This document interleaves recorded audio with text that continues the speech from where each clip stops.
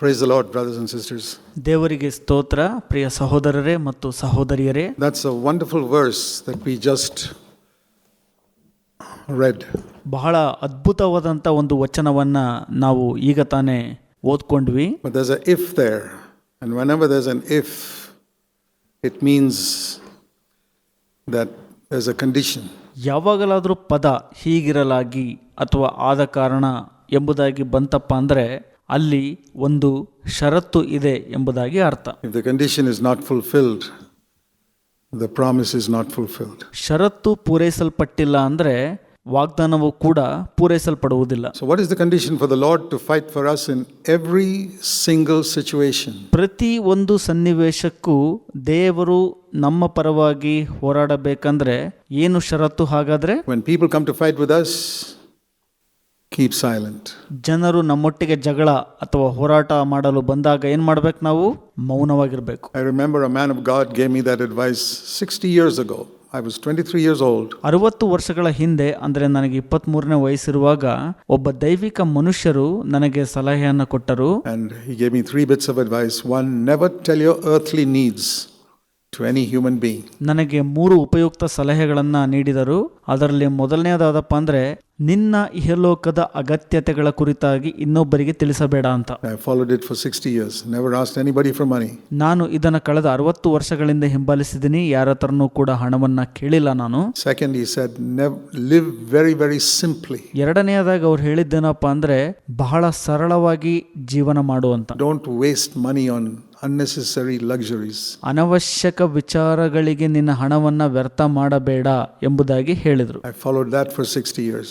ಅದನ್ನು ಕೂಡ ನಾನು ಈ 60 ವರ್ಷಗಳಲ್ಲಿ ಹಿಂಬಾಲಿಸಿದ್ದೇನೆ. The third thing he said was, when people accuse you, keep quiet. ಮೂರನೇ ಸಂಗತಿ ಅವರು ನನಗೆ ಸಲಹೆ ಕೊಟ್ಟಿದ್ದೇನಪ್ಪ ಅಂದ್ರೆ ಜನರು ನಿನ್ನನ್ನು ದೂಷಿಸುವಾಗ ಮೌನವಾಗಿರು, ಶಾಂತವಾಗಿರು ಅಂತ. I followed that also for 60 years. ಅದನ್ನು ಕೂಡ ನಾನು 60 ವರ್ಷಗಳ ಕಾಲ ಹಿಂಬಾಲಿಸಿದ್ದೀನಿ. So from my experience I can tell you, the Lord will fight for you if you keep silent. It's a wonderful promise. ನಾನು ನನ್ನ ಅನುಭವದ ಪ್ರಕಾರ ನಿಮಗೆ ಹೇಳಕ್ ಇಷ್ಟಪಡ್ತೇನೆ, ಇದು ಒಂದು ಅದ್ಭುತವಾದಂಥ ವಾಗ್ದಾನ. ನೀವು ಮೌನವಾಗಿದ್ದು ಬಿಟ್ರೆ ಕರ್ತರು ನಿಮ್ಮ ಪರ ಹೋರಾಡುತ್ತಾರೆ. It's not something you must just memorize at the beginning of the year and forget about, but please remember it every day. ಇದನ್ನ ಪ್ರಾರಂಭದ ವರ್ಷದಲ್ಲಿ ಜ್ಞಾಪಕ ಮಾಡಿಕೊಂಡು ಆನಂತರ ಮರೆತು ಹೋಗೋದಲ್ಲ, ಇದನ್ನ ಪ್ರತಿನಿತ್ಯ ನೆನಪಿನಲ್ಲಿ ಇಟ್ಕೊಳ್ರಿ. Because the world is full of people who want to fight. That's the devil's nature. ಲೋಕವು ಯಾವಾಗಲೂ ಜಗಳ ಮಾಡುವಂತ ಅಥವಾ ಹೋರಾಡುವಂತ ಜನರಿಂದ ತುಂಬಿದೆ. ಅದು ಒಂದು ಸೈತಾನನ ಸ್ವಭಾವ. Fight, accuse, criticize. ಜಗಳ ಮಾಡುವಂಥದ್ದು, ದೂಷಣೆ ಮಾಡುವಂಥದ್ದು, ಟೀಕೆ ಮಾಡುವಂಥದ್ದು. In all those situations, it can be in your family. We faced it from family members. Keep quiet. ಇದು ಎಲ್ಲಾ ಪರಿಸ್ಥಿತಿಗಳಲ್ಲಿ, ಅದು ನಿಮ್ಮ ಕುಟುಂಬದಲ್ಲಿ ಕೂಡ ಆಗಿರಬಹುದು. ನಾವು ಕೂಡ ಕುಟುಂಬದ ಸದಸ್ಯರಿಂದ ಇದನ್ನು ಎದುರಿಸಿದ್ದೇವೆ. ಮೌನವಾಗಿರ್ರಿ. You know that beautiful verse in Psalm 46, the same connection. It's a wonderful verse. ಇದಕ್ಕೆ ಸಂಬಂಧಪಟ್ಟ ಹಾಗೆ ಒಂದು ಸುಂದರವಾದಂಥ ವಚನ ಕೀರ್ತನೆ 46ನೇ ಅಧ್ಯಾಯದಲ್ಲಿದೆ. ಬಹಳ ಅದ್ಭುತವಾದಂಥ ವಚನ ಅದು. I remember memorizing it as a young man. Psalm 46 verse 10. ನಾನು ಯೌವನಸ್ಥನಾಗಿದ್ದಾಗ ಇದನ್ನು ಬಹಳ ನೆನಪು ಮಾಡಿಕೊಳ್ಳುತ್ತಿದ್ದೆ. ಕೀರ್ತನೆಗಳು 46ನೇ ಅಧ್ಯಾಯ 10ನೇ ವಚನ. There are many translations of that verse.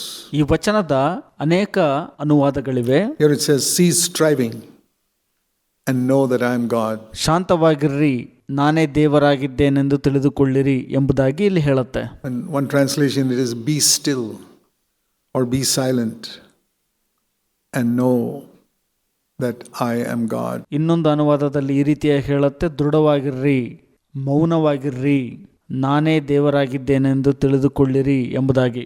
Or let go, relax. These are all the various translations of that verse. ಬಿಡುವುದನ್ನ, ವಿಶ್ರಾಂತಿಯಲ್ಲಿರು, ಈ ರೀತಿಯ ಅನುವಾದಗಳು ಈ ವಚನದ ಬಗ್ಗೆ ಇದೆ ಇಲ್ಲಿ. Let go. Don't hang on and fight. Relax, be silent. ಬಿಡುವುದನ್ನ, ಅದರ ಸುತ್ತನೆ ಹೋರಾಡಬೇಡ, ವಿಶ್ರಾಂತಿಯಲ್ಲಿರು, ಮೌನವಾಗಿರು ಅಂತ ಹೇಳುತ್ತೆ. And be still. ದೃಢವಾಗಿರು ಅಂತ ಹೇಳುತ್ತೆ. And know that I am God. ತಿಳಿದುಕೋ ನಾನೇ ದೇವರು ಎಂಬುದಾಗಿ ಕೂಡ ಅಲ್ಲಿ ಹೇಳುತ್ತೆ. We won't know him as God unless we stop fighting. ನಾವು ಹೋರಾಡೋದನ್ನ ನಿಲ್ಲಿಸೋವರೆಗೂ ನಾವು ಆತನನ್ನ ದೇವರು ಎಂಬುದಾಗಿ ತಿಳಿದುಕೊಳ್ಳುವುದಿಲ್ಲ. There's a beautiful example of that which I have never forgotten. ನಾನು ಅದಕ್ಕೆ ಸಂಬಂಧಪಟ್ಟಂತೆ ಸುಂದರವಾದ ಉದಾಹರಣೆ ಇದೆ, ಅದನ್ನು ನಾನು ಯಾವತ್ತೂ ಮರೆತಿಲ್ಲ.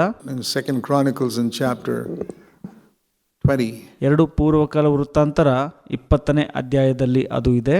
These Old Testament stories have got spiritual lessons in them. ಹಳೆ ಒಡಂಬಡಿಕೆಯ ಕಥೆಗಳಲ್ಲಿ ಆತ್ಮಿಕ ಪಾಠಗಳನ್ನ ನಾವು ತಿಳಿದುಕೊಳ್ಳಬಹುದಾಗಿದೆ. It says here that King Jehoshaphat, who was a pretty good king compared to the kings of Judah, he was the kings of Israel. He was the king of Judah. ಇಲ್ಲಿ ಹೇಳುತ್ತೆ, ಯೆಹೋಷಾಫಾಟನು ಎಂಬ ರಾಜನು ಇಸ್ರೇಲ್ ರಾಜರುಗಳಿಗೆ ಹೋಲಿಸೋದಾದ್ರೆ ಬಹಳ ಒಳ್ಳೆಯ ರಾಜನಾಗಿದ್ದನು, ಯಹೂದದ ರಾಜನಾಗಿದ್ದನು. And news came to him in verse 2. 2 Chronicles 20 verse 2. 2 ಪೂರ್ವಕಾಲ ವೃತ್ತಾಂತರ 20ನೇ ಅಧ್ಯಾಯ 2ನೇ ವಚನದಲ್ಲಿ ಆತನಿಗೆ ಒಂದು ವಾರ್ತೆಯು ತಲುಪುತ್ತದೆ. A great multitude is coming against you. ನಿನಗೆ ವಿರೋಧವಾಗಿ ಬಹುಗುಂಪು ಬರುತ್ತವೆ ಎಂಬುದಾಗಿ ಅಲ್ಲಿ ಇದೆ. Have you ever found that in your life where sometimes it's not just one problem, when a problem comes, multitudes of them come together at the same time? ನಿಮ್ಮ ಜೀವಿತದಲ್ಲಿ ಈ ರೀತಿ ಸಂಭವಿಸುವಂಥದ್ದನ್ನು ಕಂಡುಕೊಂಡಿದ್ದೀರಾ ನೀವು? ಕೆಲವೊಮ್ಮೆ ಒಂದೇ ಬಾರಿ ಒಂದು ಸಮಸ್ಯೆ ಅಲ್ಲ, ಹಲವಾರು ಅಂದರೆ ಬಹು ಸಮಸ್ಯೆಯು ಎದುರಾಗುವಂಥದ್ದನ್ನ. Somebody is sick and there's a problem in the office and there's some other problems with your relatives, all coming at the same time. A great multitude. ಕೆಲವೊಮ್ಮೆ ಕೆಲಸದಲ್ಲಿ ಸಮಸ್ಯೆ, ಸಂಬಂಧಿಕರಿಂದ ಸಮಸ್ಯೆ, ಯಾರಾದರೂ ಅನಾರೋಗ್ಯಕ್ಕೀಡಾಗಿರಬಹುದು, ಎಲ್ಲವೂ ಒಂದೇ ಬಾರಿ ಎದುರಾಗುವಂಥದ್ದು ಬಹುದೊಡ್ಡ ಸಮಸ್ಯೆ. Sometimes problems come individually. ಕೆಲವೊಮ್ಮೆ ಸಮಸ್ಯೆಯು ವೈಯಕ್ತಿಕವಾಗಿ ಬರುವಂಥದ್ದಾಗಿರುತ್ತದೆ. But when they all come together, it's like a great multitude has come against you. ಅವೆಲ್ಲವೂ ಒಟ್ಟಾಗಿ ಬಹುಗುಂಪು ನಿಮ್ಮ ವಿರುದ್ಧವಾಗಿ ಬರುವಂಥದ್ದಾಗಿರುತ್ತವೆ. And Jehoshaphat was afraid. And we can also be afraid. ಯೆಹೋಷಾಫಾಟನು ಭಯಪಟ್ಟನು, ನಾವು ಕೂಡ ಅದಕ್ಕೆ ಭಯಪಡುತ್ತೇವೆ. But what he did was he began to seek the Lord. ಆದರೆ ಆತನ ಏನು ಮಾಡಿದ್ದಪ್ಪ ಅಂದರೆ ಕರ್ತನನ್ನು ಹುಡುಕಿದನು. That's how the fear goes away. And you see in the story how his fear went away. He did not keep his fear. ಆ ರೀತಿಯಾಗಿ ಭಯವು ಹೋಗುತ್ತದೆ. ಈ ಕಥೆಯಲ್ಲಿ ನೀವು ಮುಂದೆ ನೋಡ್ತಾ ಹೋಗೋದಾದ್ರೆ ಭಯವು ಆತನಿಂದ ಹೊರಟು ಹೋಗಿತ್ತು. ಆತನು ಆ ಭಯವನ್ನು ಇಟ್ಕೊಂಡು ಕೂತಿರಲಿಲ್ಲ. In this world, it is natural to fear. All human beings. ಲೋಕದಲ್ಲಿ ಪ್ರತಿಯೊಬ್ಬ ಮಾನವನಿಗೂ ಸ್ವಾಭಾವಿಕವಾಗಿದೆ ಭಯಪಡುವಂಥದ್ದು. In fact, if you look at the Gospels, one of the most frequent statements of Jesus was fear not, fear not, fear not. ಸುವಾರ್ತೆಗಳಲ್ಲಿ ನೀವು ಯೇಸು ಸ್ವಾಮಿ ಪದೇ ಪದೇ ಹೇಳಿದ್ದು ಏನಪ್ಪ ಅಂದ್ರೆ ಭಯಪಡಬೇಡ್ರಿ, ಭಯಪಡಬೇಡ್ರಿ, ಭಯಪಡಬೇಡ್ರಿ ಎಂಬುದಾಗಿ. Even after the resurrection, he told people, fear not. ಪುನರುತ್ಥಾನದ ನಂತರ ಕೂಡ ಯೇಸು ಜನರಿಗೆ ಹೇಳಿದ್ದೇನಪ್ಪ ಅಂದ್ರೆ ಭಯಪಡಬೇಡ್ರಿ ಅಂತ. Don't be afraid. ಯಾವ ಕಾರಣಕ್ಕೂ ಭಯಪಡಬೇಡಿರಿ. There are two things Jesus said: don't sin and don't be afraid. 2 ಸಂಗತಿಯನ್ನ ಯೇಸು ಸ್ವಾಮಿ ಹೇಳಿದರು, ಪಾಪ ಮಾಡಬೇಡ್ರಿ, ಮತ್ತೊಂದು ಭಯಪಡಬೇಡಿರಿ. And both those things are not emphasized sufficiently in Christendom. Don't sin. Don't be afraid. ಈ 2 ಸಂಗತಿಗಳನ್ನ ಕ್ರೈಸ್ತತ್ವದಲ್ಲಿ ಒತ್ತಿ ಹೇಳಲಾಗುತ್ತಿಲ್ಲ ತೃಪ್ತಿಯಿಂದ. ಒಂದು ಪಾಪ ಮಾಡಬೇಡ್ರಿ ಎಂಬುದಾಗಿ, ಮತ್ತೊಂದು ಭಯಪಡಬೇಡ್ರಿ ಎಂಬುದಾಗಿ. We have preached a lot in this church on don't sin. ಈ ಸಭೆಯಲ್ಲಿ ನಾವು ಬಹಳಷ್ಟು ಬಾರಿ ಪಾಪ ಮಾಡಬೇಡಿರಿ ಎಂಬುದರ ಬಗ್ಗೆ ಹೆಚ್ಚಿನ ಪ್ರಸಂಗವನ್ನ ಮಾಡಿದ್ದೇವೆ. I think we also need to preach on don't be afraid. ಭಯಪಡಬೇಡ್ರಿ ಎಂಬುದರ ಮೇಲೆ ಕೂಡ ನಾವು ಪ್ರಸಂಗ ಮಾಡಬೇಕಾಗಿದೆ. And how did he get over his fear? He sought the Lord. ಹೇಗೆ ಆತನು ಭಯದಿಂದ ಹೊರಬಂದನು? ಆತನು ಕರ್ತನನ್ನ ಹುಡುಕಿದನು. The fear comes, seek the Lord. ಭಯ ಬಂದ್ರೆ ಕರ್ತನನ್ನ ಹುಡುಕಲಾರಂಭಿಸಿರಿ. And he prayed, and sometimes fast and pray. That's what he did. ಆತನು ಪ್ರಾರ್ಥಿಸಿದನು. ಕೆಲವೊಮ್ಮೆ ಆತನು ಮಾಡಿದ್ದೇನಪ್ಪ ಅಂದ್ರೆ ಉಪವಾಸ ಮಾಡಿ ಪ್ರಾರ್ಥಿಸಿದನು. And a message, and he claimed the promise. You read the rest of those verses. He claimed the promises. Lord, you promised this, you promised this. ಈ ಒಂದು ಅಧ್ಯಾಯದಲ್ಲಿ ಆತನು ವಾಗ್ದಾನಗಳನ್ನ ಪಡೆದುಕೊಳ್ಳುತ್ತಾ ಹೋದನು. ಕರ್ತನೆ, ಈ ವಾಗ್ದಾನ ಮಾಡಿದ್ದಿ, ಈ ವಾಗ್ದಾನ ಮಾಡಿದ್ದಿ ಎಂಬುದಾಗಿ. You said this, you said this. ನೀವಿದನ್ನು ಹೇಳಿದ್ದೀರಿ, ನೀವಿದನ್ನು ಹೇಳಿದ್ದೀರಿ ಎಂಬುದಾಗಿ. And then the Lord, and he finally acknowledged in verse 12, sometimes it's something I always remember, 3 things. 12ನೇ ವಚನದಲ್ಲಿ ಆತನು ಅರಿಕೆ ಮಾಡ್ತಾನೆ, ಇಲ್ಲಿ 3 ಸಂಗತಿಗಳನ್ನ ನಾನು ನೆನಪು ಮಾಡಿಕೊಳ್ಳಲು ಬಯಸುತ್ತೇನೆ. In 2 Chronicles 20 verse 12. 2 ಪೂರ್ವಕಾಲ ವೃತ್ತಾಂತ 20:12. We don't have power, we don't have wisdom to handle this, but our eyes are on you. ನಮ್ಮಲ್ಲಿ ಬಲ ಇಲ್ಲ, ಇದನ್ನ ಎದುರಿಸಲು ನಮ್ಮಲ್ಲಿ ಜ್ಞಾನವಿಲ್ಲ ಮತ್ತು ನಮ್ಮ ಕಣ್ಣುಗಳು ನಿಮ್ಮನ್ನು ನೋಡುತ್ತವೆ ಎಂಬುದಾಗಿ ಅಲ್ಲಿದೆ. I preached on that for many, many years. ಇದರ ಮೇಲೆ ನಾನು ಅನೇಕ ಬಾರಿ ಪ್ರಸಂಗ ಮಾಡಿದ್ದೀನಿ. When you're in a problem, say 3 things to the Lord. ನೀವು ಯಾವುದಾದರೂ ಸಮಸ್ಯೆಯಲ್ಲಿರುವಾಗ ಕರ್ತನಿಗೆ 3 ಸಂಗತಿಗಳನ್ನ ಹೇಳುವವರಾಗಿರ್ರಿ. Lord, we don't have the power to handle this. ಕರ್ತರೆ, ನಮಗೆ ಇದನ್ನ ಎದುರಿಸಲು ನಮ್ಮಲ್ಲಿ ಬಲ ಇಲ್ಲ.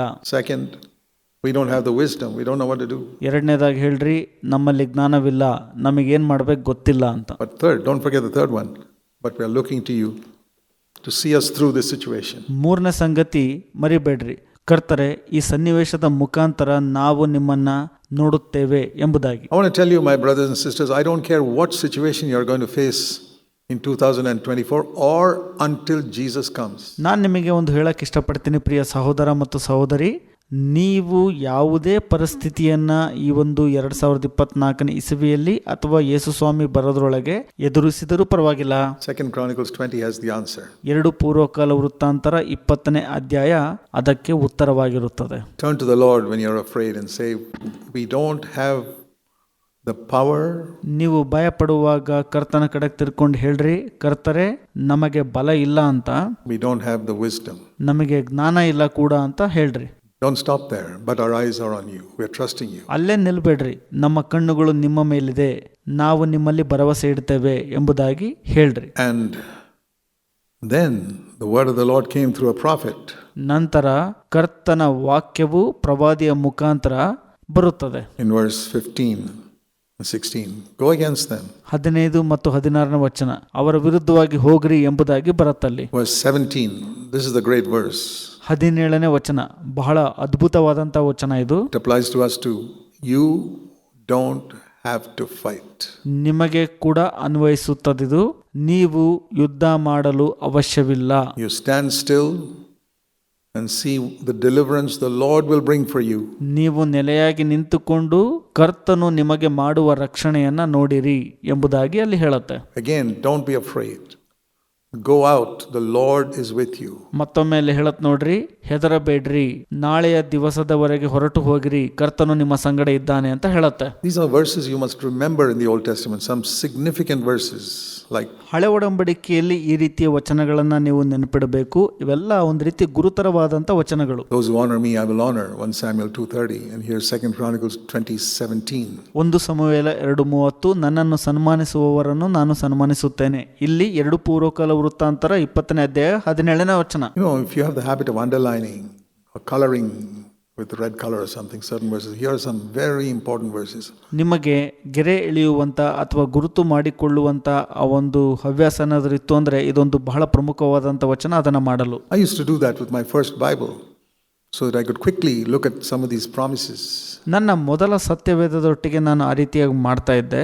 ಅದರಿಂದ ನಾನು ಬಹಳ ಬೇಗ ವಾಗ್ದಾನಗಳನ್ನ ತಲುಪಿ ಬಿಡ್ತಿದ್ದೆ. Powerful promises. You don't have to fight. Don't be afraid. Go forth. The Lord is with you. ಬಹಳ ಬಲಶಾಲಿಯಾದಂಥ ವಚನಗಳು. ನೀವು ಯುದ್ಧ ಮಾಡೋ ಅವಶ್ಯವಿಲ್ಲ, ಭಯಪಡಬೇಡ್ರಿ, ಹೋಗ್ರಿ, ಮುಂದೆ ಕರ್ತನು ನಿಮ್ಮ ಸಂಗಡ ಇದ್ದಾನೆ ಎಂಬುವಂಥದ್ದು. Think if you can face that the rest of the year like that. Whatever situation may arise, you don't have to fight. ನಿಮ್ಮ ಮಿಕ್ಕ ವರ್ಷಗಳಲ್ಲಿ ಈ ರೀತಿಯ ಪರಿಸ್ಥಿತಿಯನ್ನ ಎದುರಿಸುವುದನ್ನ ಯೋಚಿಸ್ರಿ. ಎಂತಹ ಪರಿಸ್ಥಿತಿ ಎದುರಾದರೂ ಕೂಡ ನೀವು ಹೋರಾಡೋ ಅವಶ್ಯಕತೆ ಇಲ್ಲ. We know in the New Testament, Ephesians 6:12 says, we do not fight with flesh and blood. It's a very important verse. ಹೊಸ ಒಡಂಬಡಿಕೆಯಲ್ಲಿ ಎಫೆಸ 6ನೇ ಅಧ್ಯಾಯ 12ನೇ ವಚನದಲ್ಲಿ ಈ ರೀತಿ ಹೇಳುತ್ತೆ, ನಾವು ಹೋರಾಡುವುದು ರಕ್ತ ಮಾಂಸಕ್ಕೆ ವಿರೋಧವಾಗಿ ಅಲ್ಲ ಅಂತ. ಬಹಳ ಪ್ರಮುಖವಾದಂಥ ವಚನ ಇದು. I remember in the early days after the baptism of the Holy Spirit. ನಾನು ಪವಿತ್ರಾತ್ಮನಲ್ಲಿನ ಅಭಿಷೇಕ ಹೊಂದಿದ ನಂತರ ನನ್ನ ಪ್ರಾರಂಭದ ದಿನಗಳಲ್ಲಿ ನನಗೆ ನೆನಪಿದೆ. One of the things I found God gave me the anointing to do was to cast out demons. ದೇವರು ನನಗೆ ಅಭಿಷೇಕ ಕೊಟ್ಟಿದ್ದು ದೆವ್ವಗಳನ್ನು ಓಡಿಸುವ ಸಲುವಾಗಿ ಎಂಬುದಾಗಿ ನಾನು ಕಂಡುಕೊಂಡೆ. And to stand against the devil. ಸೈತಾನನ ವಿರುದ್ಧವಾಗಿ ನಿಲ್ಲುವುದಕ್ಕಾಗಿ ಅಭಿಷೇಕವು ಕೊಡಲ್ಪಟ್ಟಿತು ನನಗೆ. And that's the verse that came to me. Ephesians 6:12. We do not fight with flesh and blood. ಆಗ ಈ ಎಫೆಸ 6:12 ವಚನ ನೆನಪಿಗೆ ಬಂತು. ನಾವು ರಕ್ತ ಮಾಂಸಕ್ಕೆ ವಿರೋಧವಾಗಿ ಹೋರಾಡುವುದು ಇಲ್ಲ ಅಂತ. But with evil principalities and powers. ಆದರೆ ರಾಜತ್ವಗಳ ಮೇಲೆಯೂ ಅಧಿಕಾರಿಗಳ ಮೇಲೆಯೂ ಆತ್ಮಿಕ ದುಷ್ಟತನದ ಮೇಲೆಯೂ ಹೋರಾಡುವವರಾಗಿದ್ದೇವೆ. And what the Lord said to me from that is, if you want to have strength to fight against the devil, ಇದರಿಂದ ನನಗೆ ದೇವರು ಮಾತನಾಡಿದ್ದೇನಪ್ಪ ಅಂದ್ರೆ, ನೀನು ಸೈತಾನನ ಎದುರುಗಡೆ ಹೋರಾಡಲು ಬಲ ನಿಂಗೆ ಬೇಕಂದ್ರೆ, whether it's casting out demons or fighting with Satan in other problems, ಅದು ಸೈತಾನನ ವಿರುದ್ಧ ಹೋರಾಡುವುದಾಗಿರಬಹುದು, ದೆವ್ವಗಳನ್ನು ಬಿಡಿಸೋದಾಗಿರಬಹುದು, ಅಥವಾ ಇನ್ನಿತರ ಸಮಸ್ಯೆಗಳಾಗಿರಬಹುದು. refuse to fight with human beings. ಮನುಷ್ಯರೊಟ್ಟಿಗೆ ಹೋರಾಡುವುದನ್ನ ಮೊದಲು ತಡೆಗಟ್ಟಿರಿ. Make a decision in your life. I will never fight with any human being. ನಿಮ್ಮ ಜೀವಿತದಲ್ಲಿ ನಿರ್ಧಾರ ಮಾಡಿಕೊಳ್ಳ್ರಿ, ನಾನು ಯಾವುದೇ ಮನುಷ್ಯನೊಟ್ಟಿಗೆ ಹೋರಾಡುವುದಿಲ್ಲ ಅಥವಾ ಜಗಳ ಮಾಡುವುದಿಲ್ಲ ಅಂತ. Lord, I'll never fight with my wife. I'll never fight with my husband. ಕರ್ತರೆ, ನನ್ನ ಹೆಂಡತಿಯೊಟ್ಟಿಗೆ ಆಗಲಿ ಗಂಡನೊಟ್ಟಿಗೆ ಆಗಲಿ ಜಗಳ ಮಾಡೋದಿಲ್ಲ ಎಂಬುದಾಗಿ ನಿರ್ಧಾರ ಮಾಡಿಕೊಳ್ಳ್ರಿ. I'll never fight with my relatives. They may cheat me, they may rob me.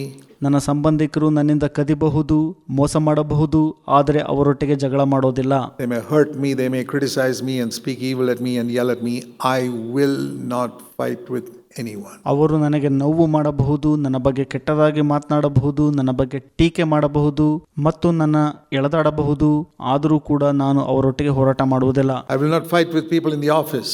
ನಾನು ಕೆಲಸ ಮಾಡುವಂಥ ಸ್ಥಳದಲ್ಲಿ ಜನರೊಟ್ಟಿಗೆ ಜಗಳ ಮಾಡೋದಿಲ್ಲ ಅಥವಾ ಹೋರಾಟ ಮಾಡೋದಿಲ್ಲ. I will not fight with the auto rickshaw driver who wants to charge more. ಹೆಚ್ಚಿಗೆ ಹಣವನ್ನು ಸುಲಿದುಕೊಳ್ಳುವಂತ ಆಟೋ ವಾಹನ ಚಾಲಕರೊಟ್ಟಿಗೆ ನಾನು ಹೋರಾಟ ಮಾಡುವುದಿಲ್ಲ. I will not fight with the porter in the railway station who argues with me.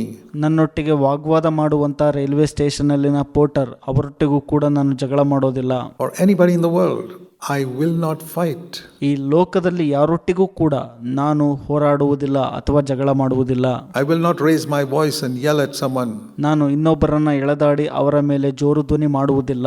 The Lord said, if you do that, you won't have power against Satan. ಕರ್ತರು ಹೇಳೋದೇನಪ್ಪ ಅಂದ್ರೆ, ನೀನು ಇವನ್ನೆಲ್ಲ ಮಾಡ್ತೀನಿ ಅಂದ್ರೆ ನಿನಗೆ ಸೈತಾನನ ಎದುರುಗಡೆ ಬಲ ಸಿಗೋಲ್ಲ. So please remember that throughout this year. ಹಾಗಾಗಿ ದಯಮಾಡಿ ಈ ಇಡೀ ವರ್ಷ ಇದನ್ನ ನೆನಪಿಡ್ರಿ. ನೀವು Every time you fight with a human being, you're saying, Lord, I don't want power against Satan. I want to settle scores with this guy. ನೀವು ಪ್ರತಿ ಬಾರಿ ಮನುಷ್ಯರೊಟ್ಟಿಗೆ ಜಗಳ ಮಾಡುವಾಗ ಅದೇನ್ ತೋರಿಸುತ್ತಪ್ಪ ಅಂದ್ರೆ, ಕರ್ತರೆ, ನನಗೆ ಸೈತಾನನ ಎದುರುಗಡೆ ಬಲ ಬೇಕಾಗಿಲ್ಲ, ಈ ಮನುಷ್ಯನ ಎದುರುಗಡೆ ಗೆಲ್ಬೇಕು ನೀವು ಅಂತ. I want to settle scores with my wife, my husband, my relatives. The Lord says, okay, go ahead. ನನ್ನ ಹೆಂಡತಿ, ಗಂಡ, ಸಂಬಂಧಿಕರೊಟ್ಟಿಗೆ ನಾನು ಜಯ ಸಾಧಿಸಬೇಕು ಅಂತ ಹೇಳ್ತೀರಿ. ಆಗ ಕರ್ತರು ಹೇಳ್ತಾರೆ, ಆಯ್ತಾ, ಹೋಗು ಹಾಗಾದ್ರೆ ಅಂತ. Satan will overpower you. ಆಗ ಸೈತಾನನು ನಿಮ್ಮ ಮೇಲೆ ಬಲ ಸಾಧಿಸ್ತಾನೆ. I really believe that Satan overpowers many believers. Many of you sitting here in the past. ಸೈತಾನನು ಹಿಂದಿನ ಕಾಲದಲ್ಲಿ ಅನೇಕ ವಿಶ್ವಾಸಿಗಳಲ್ಲಿ, ಇಲ್ಲಿ ಕೂತಿರುವಂಥ ವಿಶ್ವಾಸಿಗಳ ಮೇಲೂ ಕೂಡ ತನ್ನ ಬಲವನ್ನು ಸಾಧಿಸಿದ್ದಾನೆ ಎಂಬುದಾಗಿ ನಾನು ನಂಬ್ತೇನೆ. Because you have not obeyed Ephesians 6 verse 12. ಯಾಕಂದರೆ ನೀವು ಎಫೆಸ 6ನೇ ಅಧ್ಯಾಯ 12ನೇ ವಚನವನ್ನು ನೀವು ನಂಬದೇ ಇರುವ ಕಾರಣ. We do not fight against human beings. ನಾವು ಮನುಷ್ಯರೊಟ್ಟಿಗೆ ವಿರೋಧವಾಗಿ ಹೋರಾಟ ಮಾಡುವುದಿಲ್ಲ ಅಥವಾ ಜಗಳ ಮಾಡುವುದಿಲ್ಲ ಎಂಬುದಾಗಿ. I followed that verse for a number of years and I tell you, it gives me good sleep at night. ಅನೇಕ ವರ್ಷಗಳ ಕಾಲ ಈ ವಚನವನ್ನು ನಾನು ಹಿಂಬಾಲಿಸಿದ್ದೀನಿ, ಅಂದರೆ ನಡ್ಕೊಂಡಿದ್ದೀನಿ. ನಿಮಗೆ ಗೊತ್ತಾ ಅದರಿಂದ ಏನಾಯ್ತು ಅಂತ? ರಾತ್ರಿ ನನಗೆ ಒಳ್ಳೆ ನಿದ್ದೆ ಬಂದಿದೆ. I don't lie down tossing in my bed wondering what shall I tell this guy now. ನಾನು ಹಾಸಿಗೆಯಲ್ಲಿ ಹೊರಳಾಡೋದಿಲ್ಲ, ಈ ವ್ಯಕ್ತಿಗೆ ನಾನು ಏನು ಹೇಳಬೇಕಪ್ಪ ಅಂತ. Now if this chap comes to me tomorrow, what am I going to tell him? ಈ ವ್ಯಕ್ತಿ ನನ್ನ ಎದುರುಗಡೆ ಬಂದ್ರೆ ನಾನು ಏನು ಹೇಳಬೇಕು ಅವನಿಗೆ ಅಂತ ಯೋಚನೆ ಮಾಡೋದಿಲ್ಲ ನಾನು. I have nothing to tell him. ನನಗೆ ಏನೂ ಇಲ್ಲ ಆತನಿಗೆ ಹೇಳಲು. I say I've got nothing to say. If he comes to me, I say I've got nothing to say. ನನಗೇನೂ ಇಲ್ಲ ಹೇಳಲು, ನೀನು ಬಂದರೂ ಕೂಡ ನನ್ನ ಹತ್ರ ಏನೂ ಉಳಿದಿಲ್ಲ ಹೇಳಲು ಅಂತ ನಾನು ಹೇಳುವನಾಗಿರುತ್ತೇನೆ. I've said that to many people. ನಾನು ಅನೇಕ ಜನರಿಗೆ ಈ ರೀತಿಯಾಗಿ ಹೇಳಿದ್ದೇನೆ. I'm sorry, I've got nothing to say. You can keep on saying I've got nothing to say. ಕ್ಷಮಿಸು, ನನ್ನ ಹತ್ರ ಏನು ಉಳಿದಿಲ್ಲ ಹೇಳಲು, ನೀನೇನು ಬೇಕಾದರೂ ಹೇಳ್ಕೊ, ನನ್ನ ಹತ್ರ ಏನಿಲ್ಲ ಅಂತ. And I'll tell you, in every single case, the Lord keeps his word. ನಾನು ಹೇಳ್ತೇನೆ, ಪ್ರತಿಯೊಂದು ಪ್ರಕರಣದಲ್ಲಿ ಕರ್ತನು ತನ್ನ ಮಾತನ್ನ ಉಳಿಸಿಕೊಂಡಿದ್ದಾನೆ. You shall not need to fight. The Lord will fight for you. ನೀನು ಹೋರಾಡ ಅವಶ್ಯಕತೆ ಇಲ್ಲ, ಕರ್ತನು ನಿನಗಾಗಿ ಯುದ್ಧ ಮಾಡುತ್ತಾನೆ ಅಥವಾ ಹೋರಾಡುತ್ತಾನೆ. Why not experience this in this coming year? ಈ ಬರುವಂತ ವರ್ಷದಲ್ಲಿ ಯಾಕೆ ಇದರ ಅನುಭವವನ್ನ ನೀವು ಪಡೆದುಕೊಳ್ಳಬಾರದು? It's one thing to read it in scripture. It's quite another thing to experience it in life. ಒಂದು ಸಂಗತಿ ಸತ್ಯವೇದದಲ್ಲಿ ವಚನ ಓದೋದಾದ್ರೆ, ಮತ್ತೊಂದು ಸಂಗತಿ ವಚನವನ್ನ ನಮ್ಮ ಜೀವಿತದಲ್ಲಿ ಅನುಭವಿಸುವುದಾಗಿದೆ. So you know what they did the next day when the enemy came and they went out to battle? ನಿಮಗೆ ಗೊತ್ತಾ ಮುಂದಿನ ದಿನ ಏನಾಯ್ತಲ್ಲಿ ಅಂತ? ವೈರಿಗಳು ಆ ಒಂದು ಹೋರಾಡಲು ಬಂದಾಗ ಆತನ ಎದುರುಗಡೆ, You know, today they go with guns and all. Those days they went with bows and arrows. ನಿಮಗೆ ಗೊತ್ತಾ ಇವತ್ತು ಯುದ್ಧ ಮಾಡಬೇಕಂದ್ರೆ ಗನ್ನುಗಳನ್ನು ಹಿಡ್ಕೊಂಡು ಹೋಗ್ತಾರೆ, ಅವಾಗ ಬಿಲ್ಲು ಬಾಣ ಹಿಡ್ಕೊಂಡು ಹೋಗ್ತಾ ಇದ್ರು. And that's how Israel went to battle. ಅದೇ ರೀತಿ ಇಸ್ರೇಲರು ಆ ಒಂದು ಯುದ್ಧಕ್ಕೆ ಹೋದ್ರು. But Jehoshaphat said, all these people, bows and arrows, go back, we don't want you. ಆದರೆ ಯೆಹೋಷಾಫಾಟನು ಈ ಬಿಲ್ಲು ಬಾಣ ತರುವಂತವರನ್ನ ನೋಡಿ ಈ ರೀತಿ ಹೇಳಿದನು, ಪರವಾಗಿಲ್ಲ, ಹಿಂದಕ್ಕೆ ಹೋಗ್ರಿ, ನಿಮ್ಮ ಅವಶ್ಯಕತೆ ಇಲ್ಲ ಅಂತ ಹೇಳ್ತಾರೆ. In front he appointed, verse 21, those who would sing and praise the Lord. 21ನೇ ವಚನದಲ್ಲಿ ಆತನು ಯಾರನ್ನ ನೇಮಿಸುತ್ತಾನಪ್ಪ ಅಂದ್ರೆ, ಹಾಡನ್ನ ಹೇಳುವಂತವರನ್ನ ಮತ್ತೆ ಸ್ತುತಿಸುವಂತವರನ್ನ, ಅಂದ್ರೆ ಸ್ತೋತ್ರ ಮಾಡುವಂತವರನ್ನ. Imagine putting the choir in front of the army. ಕಲ್ಪಿಸ್ಕೊಳ್ರಿ, ಸೈನ್ಯದ ಮುಂದುಗಡೆ ಹಾಡನ್ನ ನಡೆಸುವಂತವರನ್ನ ಹಾಕುವಂತದ್ದು. No weapons, we're just going to praise the Lord. The whole lot of people in the enemy was wondering, what type of army is this? Everybody raising their hands and praising the Lord and coming to fight. No bows and arrows. ಯಾವುದೇ ಅಸ್ತ್ರ ಇಲ್ಲ, ದೇವರನ್ನ ಸ್ತೋತ್ರ ಮಾಡಿಕೊಂಡು ಅವರು ಬರ್ತಾ ಇದ್ರು ಅಷ್ಟೇ. ಅಲ್ಲಿ ಜನಗಳು, ವೈರಿಗಳಿಗೆ ಆಶ್ಚರ್ಯ ಆಯ್ತಲ್ಲಿ, ಏನಿದು ಇವ್ರ ಹತ್ರ ಬಿಲ್ಲು ಬಾಣ ಇಲ್ಲ, ಅಸ್ತ್ರ ಇಲ್ಲ, ಎಲ್ಲರೂ ಕೈಯನ್ನ ಎತ್ಬಿಟ್ಟು ದೇವರಿಗೆ ಸ್ತೋತ್ರ ಮಾಡ್ಕೊಂಡ್ ಬರ್ತಾ ಇದಾರೆ, ಎಂತಹ ಸೈನ್ಯ ಇದು ಅಂತ. What did the Lord do? As soon as verse 22, it's a beautiful chapter, 2 Chronicles 20. Read it sometime leisurely at home. 22ನೇ ವಚನ, ಅವರು ಹಾಡುವುದಕ್ಕೂ ಸ್ತುತಿಸುವುದಕ್ಕೂ ಪ್ರಾರಂಭಿಸಿದಾಗಲೇ. 2 ಪೂರ್ವಕಾಲ ವೃತ್ತಾಂತರ 20ನೇ ಅಧ್ಯಾಯ ಸುಂದರವಾದಂಥ ಅಧ್ಯಾಯವಾಗಿದೆ, ಮನೆಯಲ್ಲಿ ಕೂತಾಗ ಓದ್ರಿ. As soon as they began singing and praising, the Lord defeated all those enemies. ಅವರು ಹಾಡುವುದಕ್ಕೂ ಸ್ತುತಿಸುವುದಕ್ಕೂ ಆರಂಭಿಸಿದಾಗಲೇ ಕರ್ತನು ಎಲ್ಲಾ ವಿರೋಧಿಗಳನ್ನ ಹೊಡೆದು ಹಾಕಿದನು ಅಂತ. Verse 2, the great multitude. Verse 22, the Lord defeated all of them. 2ನೇ ವಚನ ಮಹಾಗುಂಪು. 22ನೇ ವಚನ, ಕರ್ತರು ಎಲ್ಲರನ್ನ ಸೋಲಿಸಿದನು. And when Judah came to look at the wilderness, all of them were lying on the ground dead, not even one had escaped. ಯಹೂದದವರು ಅರಣ್ಯದಲ್ಲಿರುವ ಗೋಪುರ ಸ್ಥಳಕ್ಕೆ ಬಂದು ಅವರು ಜನರ ಗುಂಪನ್ನು ದೃಷ್ಟಿಸಿದಾಗ ಅವರಲ್ಲಿ ಒಬ್ಬನೂ ತಪ್ಪಿಸಿಕೊಳ್ಳದ ಹಾಗೆ ಎಲ್ಲರೂ ನೆಲದ ಮೇಲೆ ಹೆಣವಾಗಿ ಬಿದ್ದಿದ್ದರು. Meaning not even one problem remained unsolved. ಅದರ ಅರ್ಥ ಏನಪ್ಪಾ ಅಂದ್ರೆ, ಯಾವುದೇ ಸಮಸ್ಯೆಯೂ ಕೂಡ ಪರಿಹಾರವಿಲ್ಲದೆ ಉಳಿದುಕೊಂಡಿರಲೇ ಇಲ್ಲ ಅಂತ. Would you like to have that testimony on December 31st this year? ಈ ಒಂದು ವರ್ಷದ ಡಿಸೆಂಬರ್ 31ನೇ ತಾರೀಕು ಈ ರೀತಿಯ ಸಾಕ್ಷಿಯನ್ನ ಹೊಂದಲು ನೀವು ಬಯಸುತ್ತೀರಾ? That not one problem remained unsolved. I want that. ಒಂದೇ ಒಂದು ಸಮಸ್ಯೆಯು ಪರಿಹಾರ ಸಿಗದೆ ಹಾಗೆ ಉಳಿದುಕೊಂಡಿಲ್ಲ ಅಂತ ನನಗದ ಬೇಕಾಗಿದೆ. I'm not expecting a year without problems. ನಾನು ಈ ಒಂದು ವರ್ಷವನ್ನ ಸಮಸ್ಯೆಯೇ ಇಲ್ಲದ ವರ್ಷವಾಗಿ ನಿರೀಕ್ಷಿಸುತ್ತಿಲ್ಲ. No. As long as we live on this earth, we'll have problems. ಇಲ್ಲ, ಈ ಲೋಕದಲ್ಲಿ ನಾವು ಇರುವಷ್ಟು ದಿನ ನಮಗೆ ಸಮಸ್ಯೆ ಅನ್ನುವಂಥದ್ದು ಎದುರಾಗುತ್ತಲೇ ಇರುತ್ತದೆ. The early Christians faced much more. In China today, they are persecuted, they have to hide and have their meetings secretly, and they get captured and put into prison. ಪ್ರಾರಂಭಿಕ ಕ್ರೈಸ್ತರು ಇದಕ್ಕಿಂತ ಹೆಚ್ಚಾಗಿ ಎದುರಿಸಿದರು.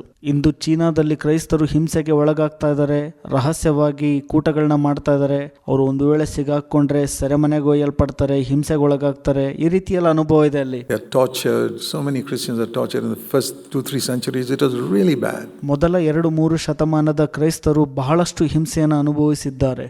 ಬಹಳ ಕೆಟ್ಟದಾಗಿತ್ತು ಆಗ. For us it is so comfortable, but I don't know, sometimes like that may come in India. ಇವತ್ತು ನಮಗೆ ಬಹಳ ಅನುಕೂಲಕರವಾಗಿದೆ. ಭಾರತದಲ್ಲಿ ಒಂದು ವೇಳೆ ಆ ರೀತಿಯ ಸನ್ನಿವೇಶ ಬರಬಹುದು. In North India, there are many Christians who are persecuted even today. Churches that are burned, pastors who are killed. ಉತ್ತರ ಭಾರತದಲ್ಲಿ ಇಂದು ಕೂಡ ಅನೇಕ ಕ್ರೈಸ್ತರು ಹಿಂಸೆಗೆ ಒಳಗಾಗ್ತಾ ಇದ್ದಾರೆ. ಸಭೆಗಳು ಸುಟ್ಟು ಹಾಕಲ್ಪಡ್ತಾ ಇವೆ, ಪಾಸ್ಟರ್ಗಳು ಕೊಲ್ಲಲ್ಪಡ್ತಾ ಇದ್ದಾರೆ. Yeah, it hasn't come down to the south as yet. ಇನ್ನೂ ಕೂಡ ದಕ್ಷಿಣ ಭಾರತಕ್ಕೆ ಹೆಚ್ಚಾಗಿ ಬಂದಿಲ್ಲ. But it doesn't matter when you think of the first 3 centuries. ಆದರೆ ಇದು ಮುಖ್ಯ ವಿಷಯನೇ ಅಲ್ಲ. ಮೊದಲ 2-3 ಶತಮಾನವನ್ನ ನಾವು ನೆನೆಸೋದಾದ್ರೆ What tremendous boldness they had. ಎಂತಹ ಅದ್ಭುತವಾದಂಥ ದೃಢತೆ ಅಥವಾ ಧೈರ್ಯ ಅವರಲ್ಲಿತ್ತು. God gave them that boldness through the power of the Holy Spirit.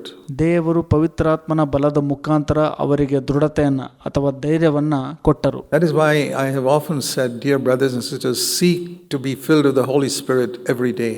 ಪ್ರಿಯ ಸಹೋದರ ಮತ್ತು ಸಹೋದರಿಯರೇ, ಅದಕ್ಕಾಗಿ ನಾನು ನಿಮಗೆ ಒತ್ತಾಯಪಡಿಸುತ್ತೇನೆ, ಪ್ರತಿನಿತ್ಯ ಪವಿತ್ರಾತ್ಮನ ಬಲಕ್ಕಾಗಿ ಹಾತೊರೆಯಿರಿ.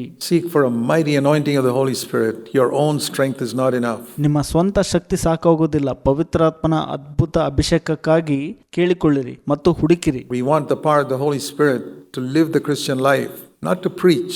ನಮಗೆ ಪವಿತ್ರಾತ್ಮನ ಬಲ ಬೇಕು ಈ ಒಂದು ಕ್ರೈಸ್ತ ಜೀವಿತವನ್ನ ಜೀವಿಸಲು, ಪ್ರಸಂಗ ಮಾಡಲು ಅಲ್ಲ. Most of you are not called to preach. 99.9% of you are not called to preach. ನಿಮ್ಮಲ್ಲಿ 99.99% ಮಂದಿ ಪ್ರಸಂಗ ಮಾಡಲು ಕರೆಯಲ್ಪಟ್ಟಿಲ್ಲ. But of course you need the anointing of the Holy Spirit to preach. ನಿಮಗೆ ಪ್ರಸಂಗ ಮಾಡಬೇಕಂದ್ರೆ ಪವಿತ್ರಾತ್ಮನ ಅಭಿಷೇಕ ಬೇಕೇ ಬೇಕು. But other than that, you need the power of the Holy Spirit just to live the Christian life. ಆದರೆ ನಿಮಗೆ ಪವಿತ್ರಾತ್ಮನ ಬಲ ಬೇಕು ಏನಕ್ಕಾಗಿ ಅಂದ್ರೆ ಈ ಒಂದು ಕ್ರೈಸ್ತ ಜೀವಿತವನ್ನ ಜೀವಿಸಲು. Be filled with the Spirit is not just for preachers. ಪವಿತ್ರಾತ್ಮನ ತುಂಬಿಸಲ್ಪಡುವಿಕೆಯು ಕೇವಲ ಪ್ರಸಂಗಿಗಳಿಗೆ ಅಥವಾ ಬೋಧಕರಿಗೆ ಮಾತ್ರ ಇಲ್ಲ. In fact, the word be filled with the Spirit in Ephesians 5:18 is followed by wives, submit to your husbands. Husbands, love your wives. ಪವಿತ್ರಾತ್ಮನಿಂದ ತುಂಬಲ್ಪಟ್ಟವರಾಗಿರ್ರಿ ಎಂದು ಎಫೆಸ 5:18 ಹೇಳಿರುವ ಪ್ರಕಾರ ಅದು ಯಾರಿಗೆಲ್ಲ ಅನ್ವಯಿಸತಪ್ಪ ಅಂದ್ರೆ, ಹೆಂಡತಿಯರೇ ಗಂಡನಿಗೆ ವಿಧೇಯರಾಗಿರ್ರಿ, ಗಂಡಂದಿರೇ ನಿಮ್ಮ ಹೆಂಡತಿಯನ್ನ ಪ್ರೀತಿಸಿರಿ, ಇವುಗಳಿಗೆ. How? Be filled with the Holy Spirit. ಹೇಗೆ ಸಾಧ್ಯ? ಅದು ಪವಿತ್ರಾತ್ಮನಿಂದ ತುಂಬಲ್ಪಟ್ಟವರಾಗಿರ್ರಿ. It's not referring to preaching at all. ಇದು ಪ್ರಸಂಗಕ್ಕೆ ಸಂಬಂಧಪಟ್ಟ ಹಾಗೆ ಹೇಳೇ ಇಲ್ಲ. Bring up your children in the fear of the Lord. Those are the things mentioned after being filled with the Spirit in Ephesians chapter 5 and chapter 6. ನಿಮ್ಮ ಮಕ್ಕಳನ್ನ ಕರ್ತನ ಭಯದಲ್ಲಿ ಬೆಳೆಸಿರಿ. ಇವೆಲ್ಲ ಸಂಗತಿಗಳು ನಮೂದಾಗಿರುವಂತದ್ದು ಪವಿತ್ರಾತ್ಮನಿಂದ ತುಂಬಲ್ಪಟ್ಟವರಾಗಿರಿ ಎಂದು ಹೇಳಿದ ನಂತರ ಎಫೆಸ 6 ಮತ್ತು 5ನೇ ಅಧ್ಯಾಯದಲ್ಲಿ. So it's normal daily life for which you need to be filled with the Holy Spirit. ಪ್ರತಿನಿತ್ಯ ಸ್ವಾಭಾವಿಕ ಜೀವಿತವನ್ನ ನಾವು ಜೀವಿಸಲು ಕೂಡ ಪವಿತ್ರಾತ್ಮನಿಂದ ತುಂಬಲ್ಪಟ್ಟವರಾಗಿರಬೇಕು. And I want to ask you, for your normal daily life at home and in the office, are you seeking God to be filled with the Holy Spirit? If not, start today. ನಾನು ನಿಮಗೆ ಕೇಳಕ್ಕೆ ಇಷ್ಟಪಡ್ತೇನೆ, ಪ್ರತಿನಿತ್ಯ ನಿಮ್ಮ ಮನೆಯಲ್ಲಿ ಮತ್ತು ಕೆಲಸ ಮಾಡುವಂತ ಸ್ಥಳದಲ್ಲಿ ಪವಿತ್ರಾತ್ಮನ ತುಂಬಿಸಲ್ಪಡುವಿಕೆಗಾಗಿ ದೇವರನ್ನ ಹುಡುಕ್ತಾ ಇದ್ದೀರಾ? ಇಲ್ಲ ಅಂದ್ರೆ ಇವತ್ತಿಂದ ಪ್ರಾರಂಭಿಸಿರಿ. When you get up in the morning, say, Heavenly Father, I love you. Thank you for your love for me. ಬೆಳಗ್ಗೆ ಎದ್ದಾಗ ಈ ರೀತಿ ಹೇಳ್ರಿ, ಪರಲೋಕದ ತಂದೆಯೇ, ನಾನು ನಿಮ್ಮನ್ನ ಪ್ರೀತಿಸ್ತೇನೆ, ನನ್ನನ್ನು ನೀವು ಪ್ರೀತಿಸಿದ್ದಕ್ಕಾಗಿ ಧನ್ಯವಾದಗಳು ಅಂತ. I want to be filled with the Holy Spirit today. ನಾನು ಇವತ್ತು ಪವಿತ್ರಾತ್ಮನಿಂದ ತುಂಬಿಸಲ್ಪಡಬೇಕು ಎಂಬುದಾಗಿ ಹೇಳ್ರಿ. I'm not looking for an experience. I want the power to overcome sin. ನಾನು ಅನುಭವವನ್ನ ಹುಡುಕ್ತಾ ಇಲ್ಲ, ಪಾಪವನ್ನ ಜಯಿಸಲು ಬಲವನ್ನ ಹುಡುಕ್ತಾ ಇದ್ದೀನಿ ಎಂಬುದಾಗಿ ದೇವರಿಗೆ ಹೇಳ್ರಿ. The power to control my tongue. ನನ್ನ ನಾಲಿಗೆಯನ್ನ ನಿಯಂತ್ರಣದಲ್ಲಿಡಲು ಬಲವು ನನಗೆ ಬೇಕಾಗಿದೆ ಎಂಬುದಾಗಿ ದೇವರಲ್ಲಿ ಹೇಳ್ರಿ. James chapter 3 says nobody can control the tongue. So many animals have been tamed. ಯಾಕೋಬ 3 ಈ ರೀತಿ ಹೇಳಲ್ಪಟ್ಟಿದೆ, ಅನೇಕ ಪ್ರಾಣಿಗಳನ್ನ ಬೇಕಾದ್ರೆ ಕಟ್ಟಿ ಹಾಕಬಹುದು, ಯಾರು ಕೂಡ ತಮ್ಮ ನಾಲಿಗೆಯನ್ನ ಕಟ್ಟಿ ಹಾಕಲಾಗಲ್ಲ ಅಂತ. You go to the circus and zoo and you see elephants and lions tamed, but the tongue has not been tamed by most people. Circus ಮತ್ತು ಝೂಗಳಿಗೆ ಹೋದಾಗ ನೀವು ಪ್ರಾಣಿಗಳನ್ನ ತಮಗೆ ಬೇಕಾದ ಹಾಗೆ ಆಟಾಡಿಸಿಕೊಳ್ಳುವುದನ್ನು ನೋಡಬಹುದು, ಆದರೆ ಅನೇಕ ಜನರು ತಮ್ಮ ನಾಲಿಗೆನ ಹತೋಟಿಯಲ್ಲಿಡೋಲ್ಲ. Which is stronger, that lion or your tongue? ಯಾವುದು ಬಲಶಾಲಿ, ಸಿಂಹನ ಅಥವಾ ನಿಮ್ಮ ನಾಲಿಗೆನ? Our tongue not been tamed. That's James chapter 3, by the way. We need the power of the Holy Spirit. ನಮ್ಮ ನಾಲಿಗೆಯು ಹತೋಟಿಯಲ್ಲಿ ಇಡಲ್ಪಟ್ಟಿಲ್ಲ, ಅದು ಯಾಕೋಬ 3 ಹೇಳಲ್ಪಟ್ಟಿದೆ. ಅದಕ್ಕೆ ಪವಿತ್ರಾತ್ಮನ ಬಲದ ಅವಶ್ಯಕತೆ ಇದೆ. And I believe that is the reason why on the first day when they were filled with the Holy Spirit, they began to speak in a language they had never learned, called speaking in unknown tongues. ಅದಕ್ಕಾಗಿ ನಾನು ನಂಬುತ್ತೇನೆ, ಅವರು ಪವಿತ್ರಾತ್ಮನಿಂದ ತುಂಬಲ್ಪಟ್ಟ ಮೊದಲ ದಿನ ತಮಗೆ ಕಲಿಯಲು ಅಸಾಧ್ಯವಾಗಿರುವಂಥ ಭಾಷೆಯನ್ನ ನುಡಿದರು, ಅಂದರೆ ಅನ್ಯ ಭಾಷೆಯನ್ನ ನುಡಿದರು. That means the Holy Spirit controlled their tongue. ಅದರ ಅರ್ಥ ಪವಿತ್ರಾತ್ಮನು ಅವರ ನಾಲಿಗೆಯನ್ನ ನಿಯಂತ್ರಣದಲ್ಲಿಟ್ಟನು. And gave them words to speak. It was not like somebody manipulating and controlling from outside. He gave them the ability to speak. ಅವರಿಗೆ ಮಾತನಾಡುವಂಥ ಮಾತನ್ನ ಪವಿತ್ರಾತ್ಮನು ಕೊಟ್ಟನು. ಅದರ ಅರ್ಥ ಯಾರೋ ಹೊರಗಡೆಯಿಂದ ಅವರನ್ನ ಮಾತನಾಡಲು ನಿಯಂತ್ರಿಸುತ್ತಿದ್ದರು ಎಂಬುದಾಗಿ ಅಲ್ಲ, ಪವಿತ್ರಾತ್ಮನು ಅವರಿಗೆ ಮಾತನಾಡುವಂತ ಸಾಮರ್ಥ್ಯವನ್ನ ದಯಪಾಲಿಸಿದನು. I believe God gives me the ability to speak right now, God's words. ನಾನು ನಂಬ್ತೇನೆ ದೇವರ ವಾಕ್ಯವನ್ನ ಮಾತನಾಡಲು ಸಾಮರ್ಥ್ಯವನ್ನ ಪವಿತ್ರಾತ್ಮನೇ ಕೊಟ್ಟಿದ್ದಾನೆ ಎಂಬುದಾಗಿ. But He gave them the ability to speak in an unknown language. ಆದರೆ ಪವಿತ್ರಾತ್ಮನು ಅವರಿಗೆ ಸಾಮರ್ಥ್ಯವನ್ನ ಕೊಟ್ಟನು ಅರಿಯದೇ ಇರುವಂತ ಭಾಷೆಯನ್ನು ಮಾತನಾಡಲು. And then, so the tongue was important. At the same time, a tongue of fire appeared on top of all of their heads, 120. ಅದೇ ರೀತಿ ನಾಲಿಗೆಯು ಪ್ರಮುಖವಾದದ್ದಾಗಿದೆ. ಅದೇ ಸಮಯದಲ್ಲಿ ಬೆಂಕಿಯ ನಾಲಿಗೆಯು ಅಲ್ಲಿದ್ದಂತ 120 ಮಂದಿಯ ತಲೆಯ ಮೇಲೆ ಬಂದು ಕೂತುಕೊಂಡಿತು. What is the message in that?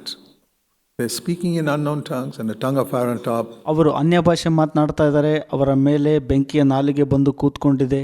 ಏನು ಇದರ ಸಂದೇಶ ಹಾಗಾದ್ರೆ? God was saying, in the Old Testament, He used many instruments. ದೇವರಲ್ಲಿ ಏನಂತ ಹೇಳ್ತಾ ಇದಾರಪ್ಪ ಅಂದ್ರೆ, ಹಳೆ ಒಡಂಬಡಿಕೆಯಲ್ಲಿ ದೇವರು ಅನೇಕ ಸಲಕರಣೆಗಳನ್ನ ಉಪಯೋಗಿಸಿದರು. But in the new covenant, it is the tongue that God is going to use more than any other part of the human body. ಆದರೆ ಹೊಸ ಒಡಂಬಡಿಕೆಯಲ್ಲಿ ದೇವರು ನಾಲಿಗೆಯನ್ನ ಮನುಷ್ಯನ ಯಾವುದೇ ಅಂಗಗಳಿಗಿಂತ ಹೆಚ್ಚಾಗಿ ಉಪಯೋಗಿಸುತ್ತಾರೆ. That was the message on the day of Pentecost. ಪಂಚಶತಮ ದಿನದಂದು ಸಂದೇಶ ಅದೇ ಆಗಿದೆ. And that's why the devil wants to control your tongue. ಅದಕ್ಕಾಗಿ ದೆವ್ವವು ಅಂದ್ರೆ ಸೈತಾನನು ನಿಮ್ಮ ನಾಲಿಗೆಯನ್ನ ನಿಯಂತ್ರಣದಲ್ಲಿಡಲು ಪ್ರಯತ್ನಿಸ್ತಿರ್ತಾನೆ. It's like in the old days they would neutralize the weapons of the enemy. ಅದು ಯಾವ ತರಪ್ಪ ಅಂದ್ರೆ, ಹಿಂದಿನ ಕಾಲದಲ್ಲಿ ವೈರಿಯ ಅಸ್ತ್ರಗಳನ್ನ ಒಂದು ರೀತಿ ತಣ್ಣಗೆ ಮಾಡುವ ರೀತಿಯಲ್ಲಿ. It says the Philistines, when they fought against Israel, they would get rid of all these people who could sharpen the spears and the swords.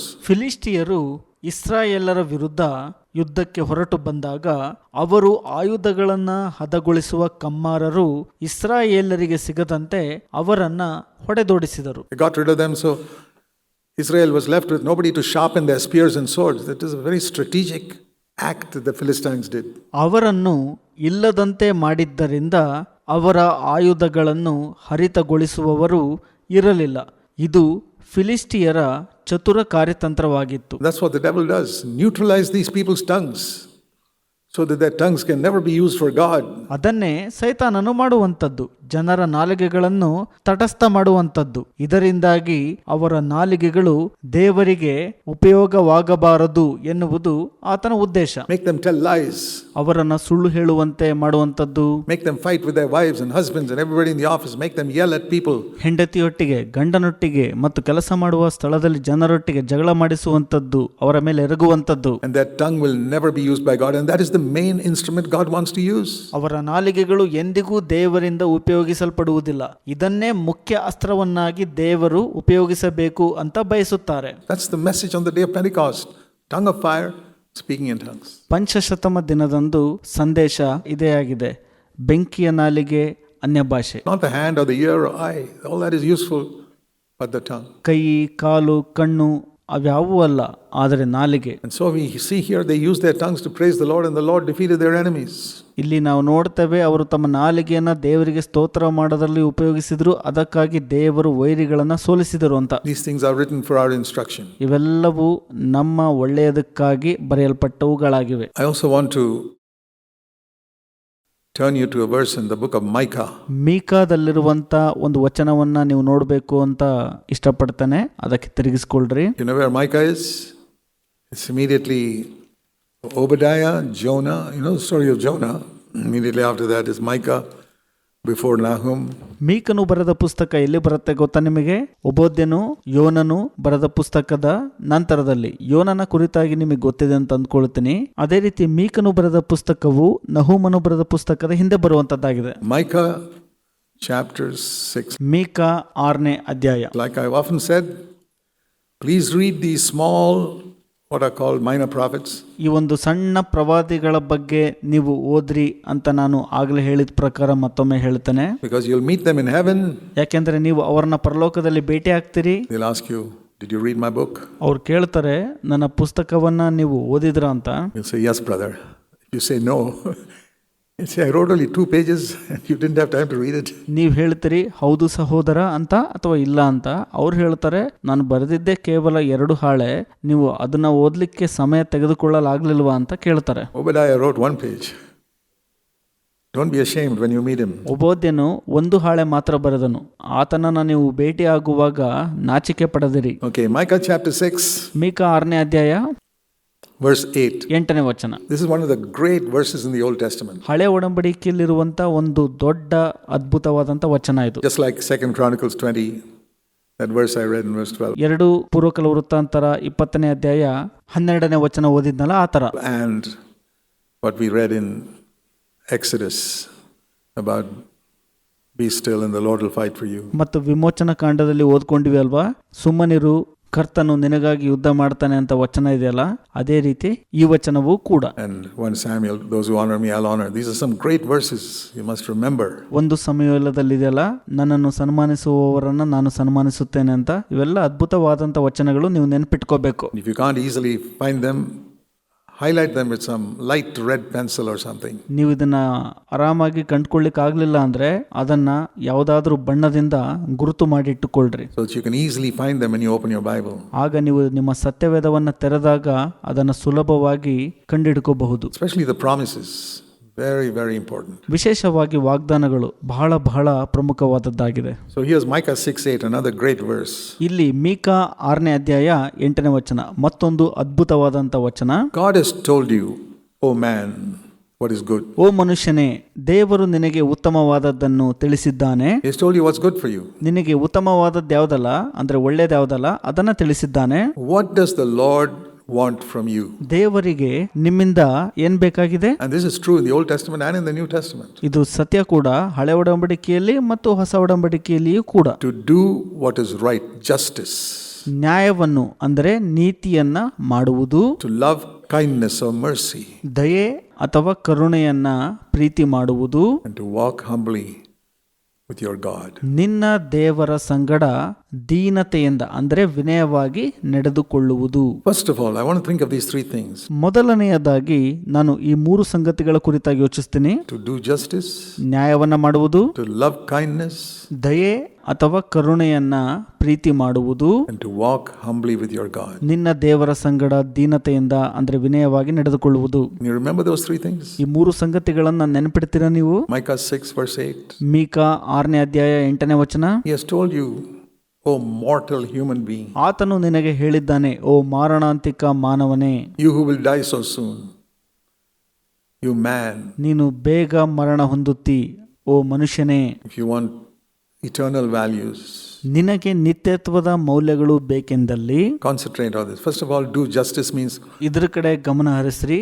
ಮೊದಲನೇದಾಗಿ ನ್ಯಾಯವನ್ನ ಮಾಡೋದು ಅಂದ್ರೆ, think of a judge who's in a court. Justice is a court word.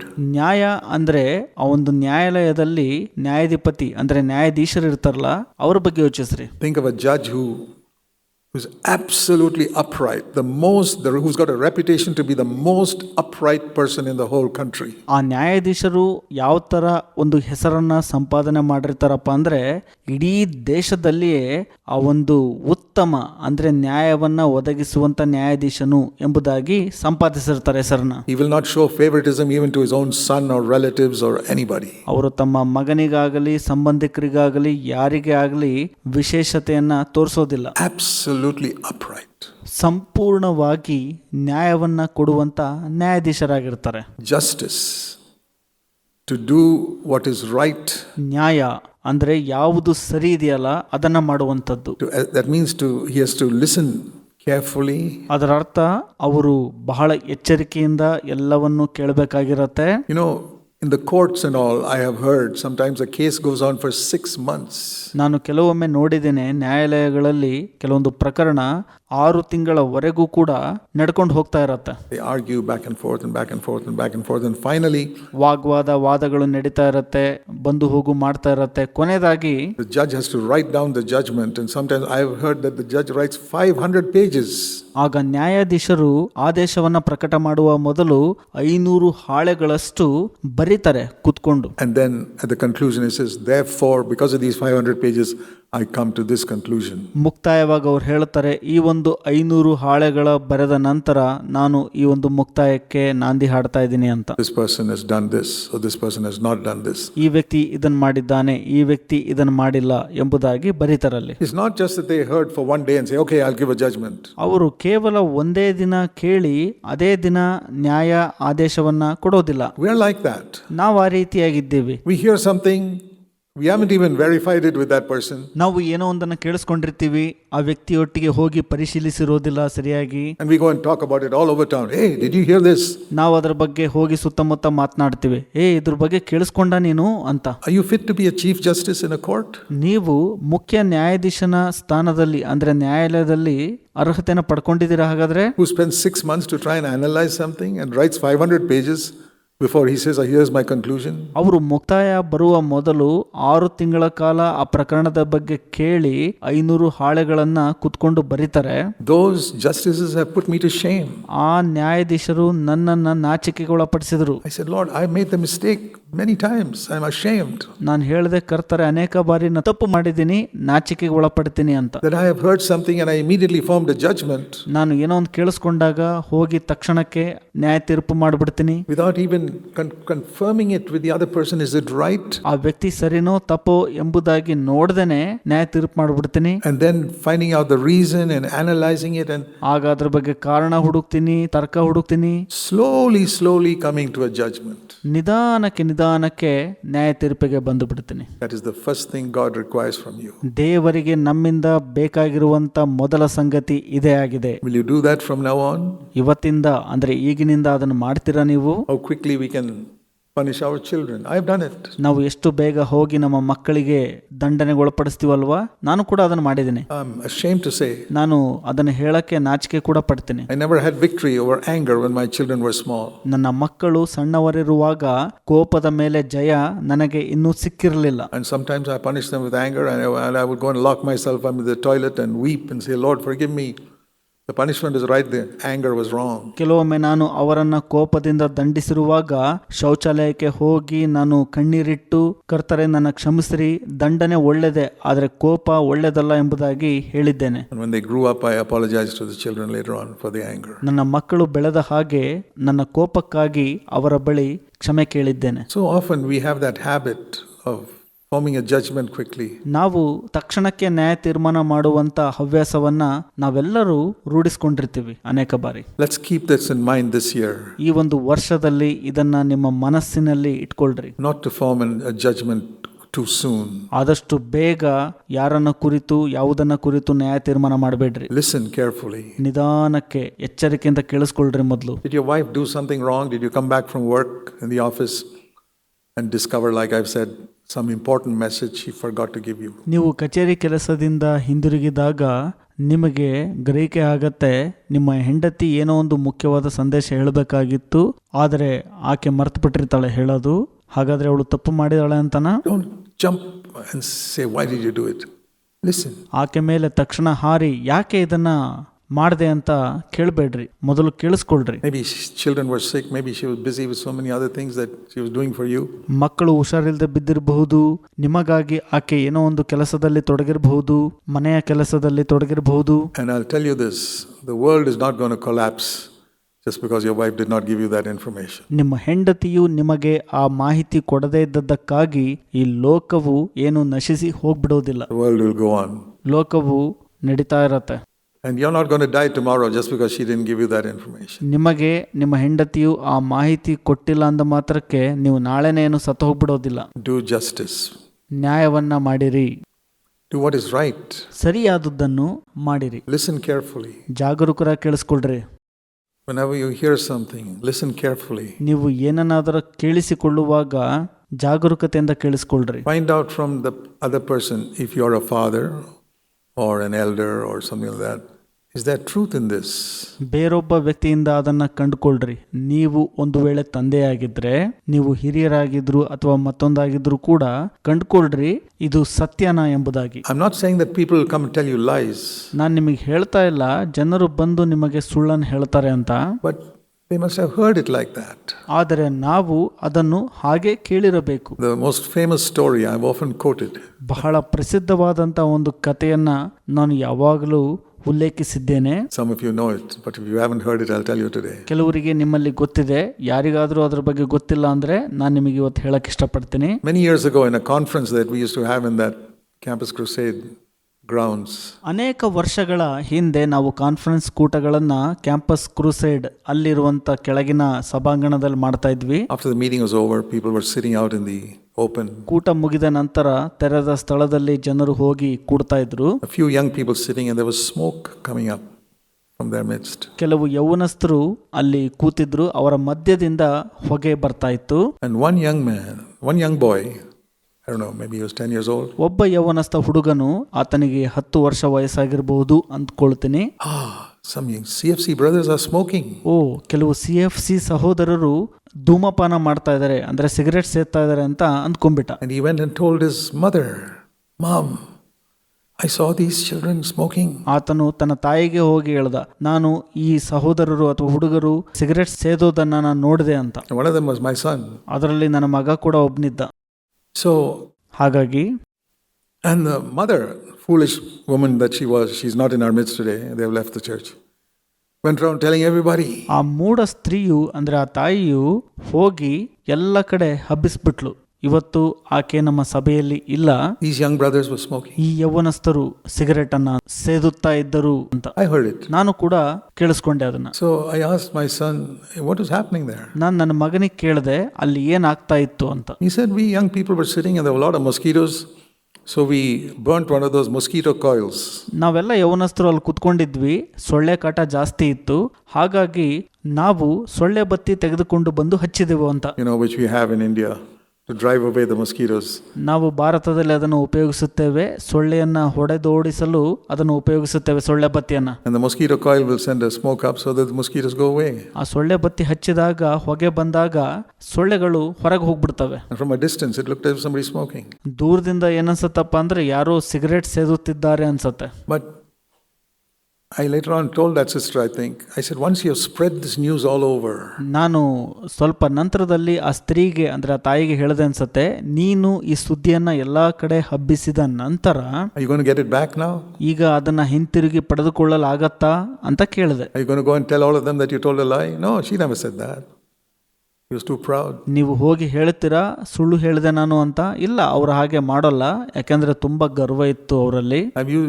Example is, if you have a pillow stuffed with a lot of feathers. ಒಂದು ಉದಾಹರಣೆ ಏನಪ್ಪಾ ಅಂದ್ರೆ, ನಿಮ್ಮ ಬಳಿ ದಿಂಬಿರತ್ತೆ ಅನ್ಕೊಳ್ಳಿ, ಅದರಲ್ಲಿ ತುಂಬಾ ಗರಿಗಳು ತುಂಬಿಕೊಂಡಿರ್ತವೆ. And one day you open it and put all the feathers fly away, and then can you make that pillow back again? ಒಂದು ದಿನ ನೀವು ಆ ಗರಿಗಳನ್ನ ತೆಗೆದು ಹಾರಾಡಲು ಬಿಡ್ತೀರಿ, ಮತ್ತೊಮ್ಮೆ ಆಗ ಆ ದಿಂಬನ್ನ ಪಡೆದುಕೊಳ್ಳಲಾಗತ್ತಾ? Very difficult. Pluck each feather back. ತುಂಬಾ ಕಷ್ಟ, ಯಾಕಂದ್ರೆ ಆ ಗರಿಗಳನ್ನ ಕಿತ್ತು ಬಿಸಾಡ್ಬಿಟ್ಟಿರ್ತೀರಾಗ್ಲೇ ನೀವು. Very dangerous to go around spreading a story.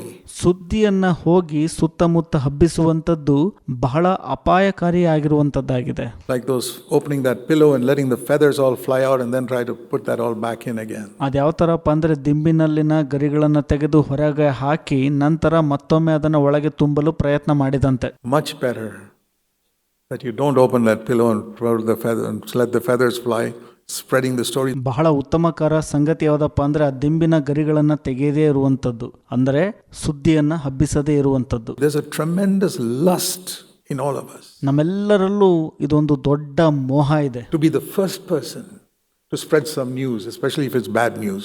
ಅದು ಒಂದು ಸುದ್ದಿಯನ್ನು ಹಬ್ಬಿಸಲು, ಅದು ಕೆಟ್ಟ ಸುದ್ದಿಯನ್ನು ಹಬ್ಬಿಸಲು ನಾನೇ ಮೊದಲಿಗನಾಗಿರಬೇಕು ಎನ್ನುವಂಥದ್ದು. The gospel is called the good news. ಸುವಾರ್ತೆಯು ಶುಭ ಸುವಾರ್ತೆಯು ಎಂಬುದಾಗಿ ಕರೆಯಲ್ಪಟ್ಟಿದೆ. That is what we should have a great desire to spread. ಅದನ್ನ ನಾವು ಸಾರಲು ದೊಡ್ಡ ಬಯಕೆಯನ್ನು ಹೊಂದಿರಬೇಕು. There's a guy who's come to see me. He's not a Christian. ಯಾರೋ ಒಬ್ಬ ವ್ಯಕ್ತಿ ನನ್ನನ್ನು ನೋಡಲು ಬರ್ತಾನೆ, ಆತನು ಕ್ರೈಸ್ತನಾಗಿರೋದಿಲ್ಲ. He's not heard the good news that Jesus died for his sins. ಯೇಸು ಆತನ ಪಾಪಗಳಿಗಾಗಿ ಸತ್ತಂತ ಸುವಾರ್ತೆಯನ್ನು ಆತನು ಕೇಳಿರುವುದಿಲ್ಲ. That he need not go to hell, that he go to heaven. That's the greatest news in the world. ಆತನು ನರಕಕ್ಕೆ ಹೋಗಬಾರದು, ಪರಲೋಕಕ್ಕೆ ಹೋಗಬೇಕು ಎನ್ನುವಂಥದ್ದು ಶುಭ ಸುದ್ದಿಯಾಗಿದೆ. How eager are you to spread that news? ಈ ಒಂದು ಸುದ್ದಿಯನ್ನು ಹಬ್ಬಿಸಲು ಎಷ್ಟು ಜನ ನೀವು ಕಾತುರ ಉಳ್ಳುವರಾಗಿದ್ದೀರಿ? ಅಂದರೆ ಸುವಾರ್ತೆಯನ್ನು. I've tried my best. I'm not perfect. I'm not an evangelist. That's not my primary gift. ನಾನು ಕೈಲಾದಷ್ಟು ಮಾಡಿದ್ದೇನೆ, ನಾನು ಪರಿಪೂರ್ಣನಲ್ಲ, ನಾನು ಸೌವಾರ್ತಿಕನಲ್ಲ, ಅದು ನನ್ನ ಪ್ರಾಥಮಿಕ ವರವಲ್ಲ ಕೂಡ. But even though I'm not an evangelist, I've said, Lord, make me a witness. ನಾನು ಸೌವಾರ್ತಿಕನ ಆಗದಿದ್ರೂ ಕೂಡ ದೇವರೇ ನನ್ನನ್ನು ಸಾಕ್ಷಿಯನ್ನಾಗಿ ಇಡಿರಿ ಎಂಬುದಾಗಿ ಕೇಳ್ಕೊಂಡಿದ್ದೇನೆ. Jesus said, you shall be my witnesses. The Holy Spirit will come on you. ಯೇಸು ಸ್ವಾಮಿ ಹೇಳಿದ್ದಾರಲ್ವಾ, ನೀವು ನನಗೆ ಸಾಕ್ಷಿಗಳಾಗಿರುವಿರಿ ಪವಿತ್ರಾತ್ಮನು ನಿಮ್ಮ ಮೇಲೆ ಬಂದಾಗ ಅಂತ. And you shall be my witnesses.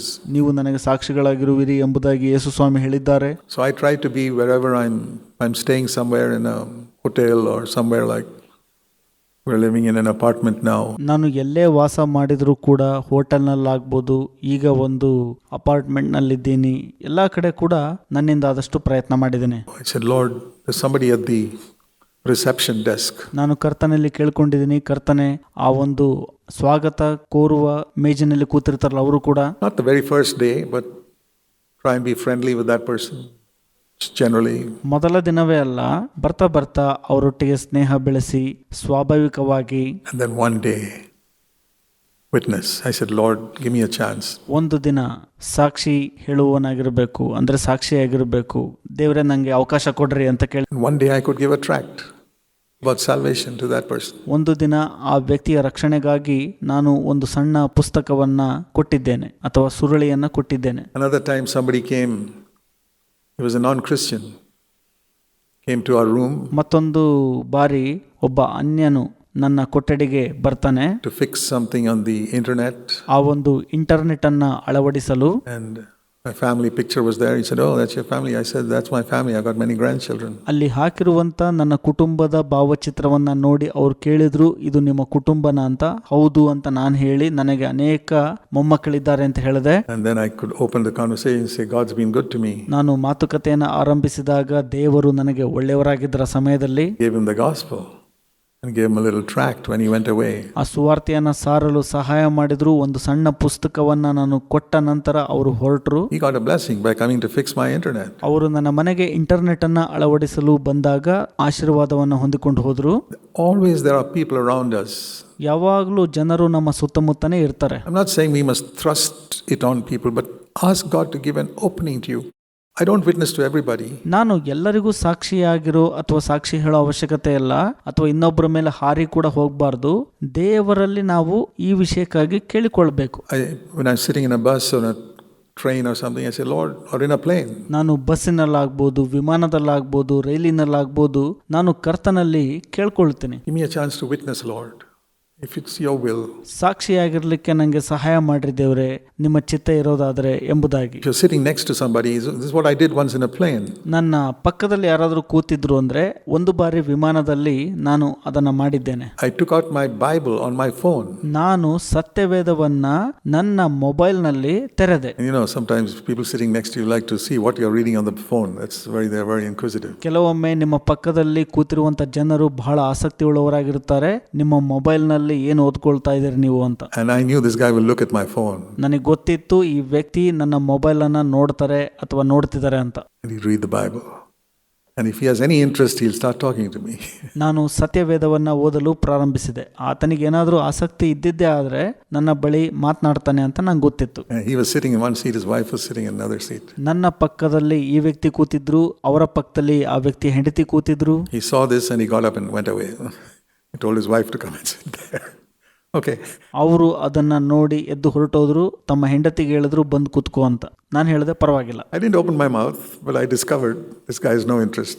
ನಾನು ನನ್ನ ಬಾಯನ್ನ ತೆರಲಿಲ್ಲ, ಆದ್ರೆ ಗ್ರಹಿಸ್ಕೊಂಡೆ ಈ ವ್ಯಕ್ತಿಗೆ ಇದ್ರ ಬಗ್ಗೆ ಆಸಕ್ತಿ ಇಲ್ಲ ಅಂತ. So if you ask the Lord, he'll show you ways by which to find out, does this guy have an interest or not? ನೀವು ಕರ್ತನಲ್ಲಿ ಕೇಳ್ಕೊಳ್ಳೋದಾದ್ರೆ ದೇವರು ಮಾರ್ಗವನ್ನು ತೆರೀತಾರೆ, ಆ ವ್ಯಕ್ತಿಯಲ್ಲಿ ಆಸಕ್ತಿ ಇದೆನಾ ಇದ್ರ ವಿಷಯವಾಗಿ ಇಲ್ಲವೋ ಎಂಬುದಾಗಿ. I don't want to thrust something down his throat. ನಾನು ಯಾರಿಗೂ ಕೂಡ ಒತ್ತಾಯ ಮಾಡಿ ಗಂಟಲಿಗೆ ತುರುಕಬಾರದು. But all I say is always be ready. ನಾನು ಏನಂತ ಹೇಳಕ್ ಇಷ್ಟಪಡ್ತೀನಪ್ಪ ಅಂದ್ರೆ, ಯಾವಾಗಲೂ ಸಿದ್ಧರಾಗಿರ್ರಿ. Lord, I'm ready to be a witness for you. ಕರ್ತರೆ, ನಾನು ನಿಮಗಾಗಿ ಸಾಕ್ಷಿಯಾಗಿರಲು ಸಿದ್ಧನಾಗಿದ್ದೇನೆ ಎಂಬುದಾಗಿ ಹೇಳ್ರಿ. To anybody, to let the light shine without. ಯಾರಿಗಾದರೂ ಆಯ್ತು, ಬೆಳಕು ಪ್ರಜ್ವಲಿಸಲಿ. I remember once I was sitting in a train And ನನಗೆ ನೆನಪಿದೆ, ಒಂದು ಬಾರಿ ನಾನು ರೈಲಿನಲ್ಲಿ ಕುಳಿತುಕೊಂಡಿದ್ದೆ. I just boarded the train. The train hadn't started from the station here in Bangalore some years ago. Rail ಇನ್ನೂ ಆರಂಭ ಆಗಿರಲಿಲ್ಲ. ಬೆಂಗಳೂರಿನಲ್ಲಿ ಬಹಳ ವರ್ಷಗಳ ಹಿಂದೆ ನಾನು ಹೋಗಿ ಕೂತ್ಕೊಂಡಿದ್ದೆ ಅಲ್ಲಿ. And there was somebody sitting there. ಅಲ್ಲಿ ಪಕ್ಕದಲ್ಲಿ ಇನ್ನೊಬ್ರು ಕೂತಿದ್ರು. And amazingly, an opportunity came up to share the gospel in a very short time. ವಿಸ್ಮಯಕರವಾಗಿ ಬಹಳ ಕಡಿಮೆ ಅವಧಿಯಲ್ಲಿಯೇ ಒಂದು ಅವಕಾಶ ಸಿಕ್ಕಿತ್ತು ಸುವಾರ್ತೆಯನ್ನ ಅವರಿಗೆ ಸಾರಲು. Before even the train started, there was nobody else in the compartment. The other hadn't come. I had gone early. ಆ ಬೋಗಿಯಲ್ಲಿ ಯಾರೂ ಇರಲಿಲ್ಲ. ನಾನು ಬಹಳ ಬೇಗ ಬಂದು ಕೂತ್ಕೊಂಡಿದ್ದೆ. ರೈಲು ಕೂಡ ಇನ್ನೂ ಹೊರಟಿರಲಿಲ್ಲ. And I got a chance to speak to him. ನನಗೆ ಅವಕಾಶ ಸಿಕ್ತು ಆತನೊಟ್ಟಿಗೆ ಮಾತನಾಡಲು. And little later, he discovered that he was sitting in the wrong compartment. And he went away. ಸ್ವಲ್ಪ ಸಮಯದ ನಂತರ ಆತನು ಗ್ರಹಿಸಿಕೊಂಡಿದ್ದೇನಪ್ಪ ಅಂದ್ರೆ ತಪ್ಪಾದ ಬೋಗಿಯಲ್ಲಿ ಬಂದು ಕುತ್ಕೊಂಡ್ಬಿಟ್ಟಿದ್ದೀನಿ ಅಂತ. ನಂತರ ಆತನು ಹೊರಟು ಹೋಗ್ಬಿಟ್ನು. I said, thank you, Lord, that he came to the wrong compartment. ನಾನು ದೇವರಿಗೆ ಕೃತಜ್ಞತೆ ಹೇಳಿದೆ, ಆತನು ತಪ್ಪಾದ ಬೋಗಿಗೆ ಬಂದು ಕುಳಿತುಕೊಂಡಿದ್ದಕ್ಕಾಗಿ. Because he had to hear the gospel. ಯಾಕಂದ್ರೆ ಆತನಿಗೆ ಸುವಾರ್ತೆ ಕೇಳುವ ಸೌಭಾಗ್ಯ ಒದಗಿ ಬಂದಿತ್ತು. I've had some interesting experiences like that. ಈ ರೀತಿಯ ಆಸಕ್ತಿಕರ ಆ ಒಂದು ಸಂಗತಿಗಳು ನನಗೆ ಎದುರಾಗಿವೆ. Years ago, one of the first times I witnessed to people was when I went into a park and I saw an old man sitting there. ಬಹಳ ವರ್ಷಗಳ ಹಿಂದೆ ನಾನು ಮೊದಲು ಸಾಕ್ಷಿಯಾಗಿದ್ದೆಲ್ಲಪ್ಪ ಅಂದ್ರೆ ಒಂದು ಉದ್ಯಾನವನಕ್ಕೆ ಹೋದೆ. ಅಲ್ಲಿ ಒಬ್ಬ ವಯೋವೃದ್ಧರು ಕೂತ್ಕೊಂಡಿದ್ರು. I sat next to him and it was in North India. I spoke to him in Hindi and then slowly gave him the gospel. ನಾನು ಅವರ ಪಕ್ಕ ಹೋಗಿ ಕೂತ್ಕೊಂಡೆ. ಅವರು ಉತ್ತರ ಭಾರತದವರಾಗಿದ್ರು, ಹಿಂದಿ ಮಾತನಾಡ್ತಿದ್ರು. ನಾನು ಅವರಿಗೆ ಸುವಾರ್ತೆಯನ್ನು ಕೊಟ್ಟೆ. Dear brothers and sisters, always be ready. ಪ್ರಿಯ ಸಹೋದರ ಮತ್ತು ಸಹೋದರಿಯರೇ, ಯಾವಾಗಲೂ ಸಿದ್ಧರಾಗಿರ್ರಿ. The Bible says, always be ready to give an answer to him who asks you of the hope that is in you. ಸತ್ಯವೇದವು ಹೇಳುತ್ತದೆ ಯಾವಾಗಲೂ ಸಿದ್ಧರಾಗಿರ್ರಿ ಅಂತ. ಅದು ಏನಪ್ಪಾ ಅಂದ್ರೆ, ಯಾರಾದರೂ ನಿಮಗೆ ಬಂದು ಕೇಳುವಾಗ ನಿಮ್ಮಲ್ಲಿರುವ ನಿರೀಕ್ಷೆಗೆ ಉತ್ತರವನ್ನು ಕೊಡಲು. 1 Peter. It's a great verse. Always be ready. I think it's 1 Peter chapter 3. 1 ಪೇತ್ರದಲ್ಲಿ ಅದ್ಭುತ ವಚನ ಇದೆ, ಯಾವಾಗಲೂ ಸಿದ್ಧರಾಗಿರ್ರಿ ಅಂತ. 3ನೇ ಅಧ್ಯಾಯ ಅಂದ್ಕೊಳ್ತೇನೆ. Always be ready to give an answer to anyone who asks. ನಿಮಗೆ ಕೇಳುವ ಯಾರಿಗಾದರೂ ಉತ್ತರ ಕೊಡಲು ಯಾವಾಗಲೂ ಸಿದ್ಧರಾಗಿರ್ರಿ. And sometimes they may not ask. ಕೆಲವೊಮ್ಮೆ ಅವರು ಕೇಳದೆ ಇರಬಹುದು. Another thing I've been greatly encouraged by is Joseph. ಮತ್ತೊಂದು ಸಂಗತಿ ನಾನು ಬಹಳ ಪ್ರೋತ್ಸಾಹ ಪಡೋದು ಯಾವುದಪ್ಪ ಅಂದ್ರೆ ಅದು ಯೋಸೇಫ. You want to know how he came out of prison? Listen to this. ನಿಮಗೆ ಗೊತ್ತಾಗ್ಬೇಕಾ ಆತನು ಹೇಗೆ ಸೆರೆಮನೆಯಿಂದ ಹೊರಗೆ ಬಂದ ಅಂತ? ಇದನ್ನು ಕೇಳಿಸ್ಕೊಳ್ರಿ. How did Joseph come out of prison? He was 13 years in prison, falsely accused in Egypt. ಯೋಸೇಫನು ಹೇಗೆ ಸೆರೆಮನೆಯಿಂದ ಹೊರಗೆ ಬಂದನು? ಆತನು 13 ವರ್ಷ ಸೆರೆಮನೆ ವಾಸದಲ್ಲಿದ್ದನು, ಅದು ತಪ್ಪಾಗಿ ದೂಷಣೆ ಹೊರಲ್ಪಟ್ಟು. But he didn't sit there complaining against his brothers. ಆದರೆ ಆತನು ಅಲ್ಲಿ ಸುಮ್ಮನೆ ಕುತ್ಕೊಂಡು ತನ್ನ ಸಹೋದರರ ವಿರುದ್ಧವಾಗಿ ದೂರು ಹೇಳಲಿಲ್ಲ. Or complaining against God. ದೇವರ ವಿರುದ್ಧವಾಗಿ ಕೂಡ ದೂರು ಹೇಳಲಿಲ್ಲ. Even though he did not know Romans 8:28, it was not written those days. ರೋಮ 8:28 ಆತನಿಗೆ ಗೊತ್ತಿರದಿದ್ದರೂ ಆ ದಿನಗಳಲ್ಲಿ ಅದು ಬರೆಯಲ್ಪಟ್ಟಿರಲಿಲ್ಲ. He believed God is in control. ದೇವರು ನಿಯಂತ್ರಣದಲ್ಲಿದ್ದಾನೆ ಎಂಬುದಾಗಿ ಆತನು ನಂಬಿದನು. He was upright. He refused to commit adultery with the woman who tempted him. ಆತನು ಪ್ರಾಮಾಣಿಕನಾಗಿದ್ದನು, ತನ್ನನ್ನು ಶೋಧಿಸುವಂತ ಹೆಣ್ಣಿನೊಟ್ಟಿಗೆ ವ್ಯಭಿಚಾರ ಮಾಡಲು ನಿರಾಕರಿಸಿದನು. And he was imprisoned for that. ಅದಕ್ಕಾಗಿ ಆತನು ಸೆರೆಮನೆಗೆ ಒಯ್ಯಲ್ಪಟ್ಟನು. And he was so much in touch with God that he was concerned about other people. He saw 2 people sitting there discouraged. ಆತನು ದೇವರೊಟ್ಟಿಗೆ ಸಂಪರ್ಕ ಸಾಧಿಸಿದ್ದನು ಮತ್ತು ಇತರರೆಡೆ ಆತನು ಕಾಳಜಿ ಹೊಂದಿದ್ದನು. ಅಲ್ಲಿ 2 ಮನುಷ್ಯರು ಕೂತಿರುವುದನ್ನು ನೋಡ್ತಾನೆ. And he went up to them and said, why are you discouraged? ಅವರ ಬಳಿ ಹೋಗಿ ಈ ತರ ಕೇಳ್ತಾನೆ, ಯಾಕೆ ನೀವು ನಿರುತ್ಸಾಹಗೊಂಡಿದ್ದೀರಿ ಅಂತ. They told him about we had a strange dream and he explained the dream to them. ಅವರು ಆತನಿಗೆ ಅಪರಿಚಿತ ಕನಸು ಬಿದ್ದಿದ್ದನ್ನ ಹೇಳ್ತಾರೆ. ಆಗ ಯೋಸೇಫನು ಅವರಿಗೆ ಆ ಕನಸಿನ ಅರ್ಥವನ್ನ ವಿವರಿಸುತ್ತಾನಲ್ಲಿ. And the dream was fulfilled for Pharaoh's cupbearer. ಫರೋಹನ ಪಾನದಾಯಕನಿಗಾಗಿ ಆ ಕನಸು ನೆರವೇರಲ್ಪಟ್ಟಿತು. And Pharaoh released him from prison. ಫರೋಹನು ಆ ಪಾನದಾಯಕನನ್ನು ಸೆರೆಮನೆಯಿಂದ ಬಿಡಿಸಿದನು. And 2 years later, 2 ವರ್ಷದ ನಂತರ he completely forgot. Joseph said, please tell Pharaoh that I am unjustly treated here. ಪಾನದಾಯಕನು ಸಂಪೂರ್ಣವಾಗಿ ಮರೆತು ಬಿಟ್ಟಿರ್ತಾನೆ. ಯೋಸೇಫನು ಪಾನದಾಯಕನಿಗೆ ಹೇಳಿ ಕಳಿಸಿರ್ತಾನೆ, ಫರೋಹನಿಗೆ ಹೇಳು ನಾನು ಅನ್ಯಾಯವಾಗಿ ಇಲ್ಲಿ ಬಿದ್ದಿದ್ದೇನೆ ಅಂತ. He completely forgot. People are ungrateful. ಪಾನದಾಯಕನು ಸಂಪೂರ್ಣವಾಗಿ ಮರೆತು ಬಿಟ್ಟಿರುತ್ತಾನೆ.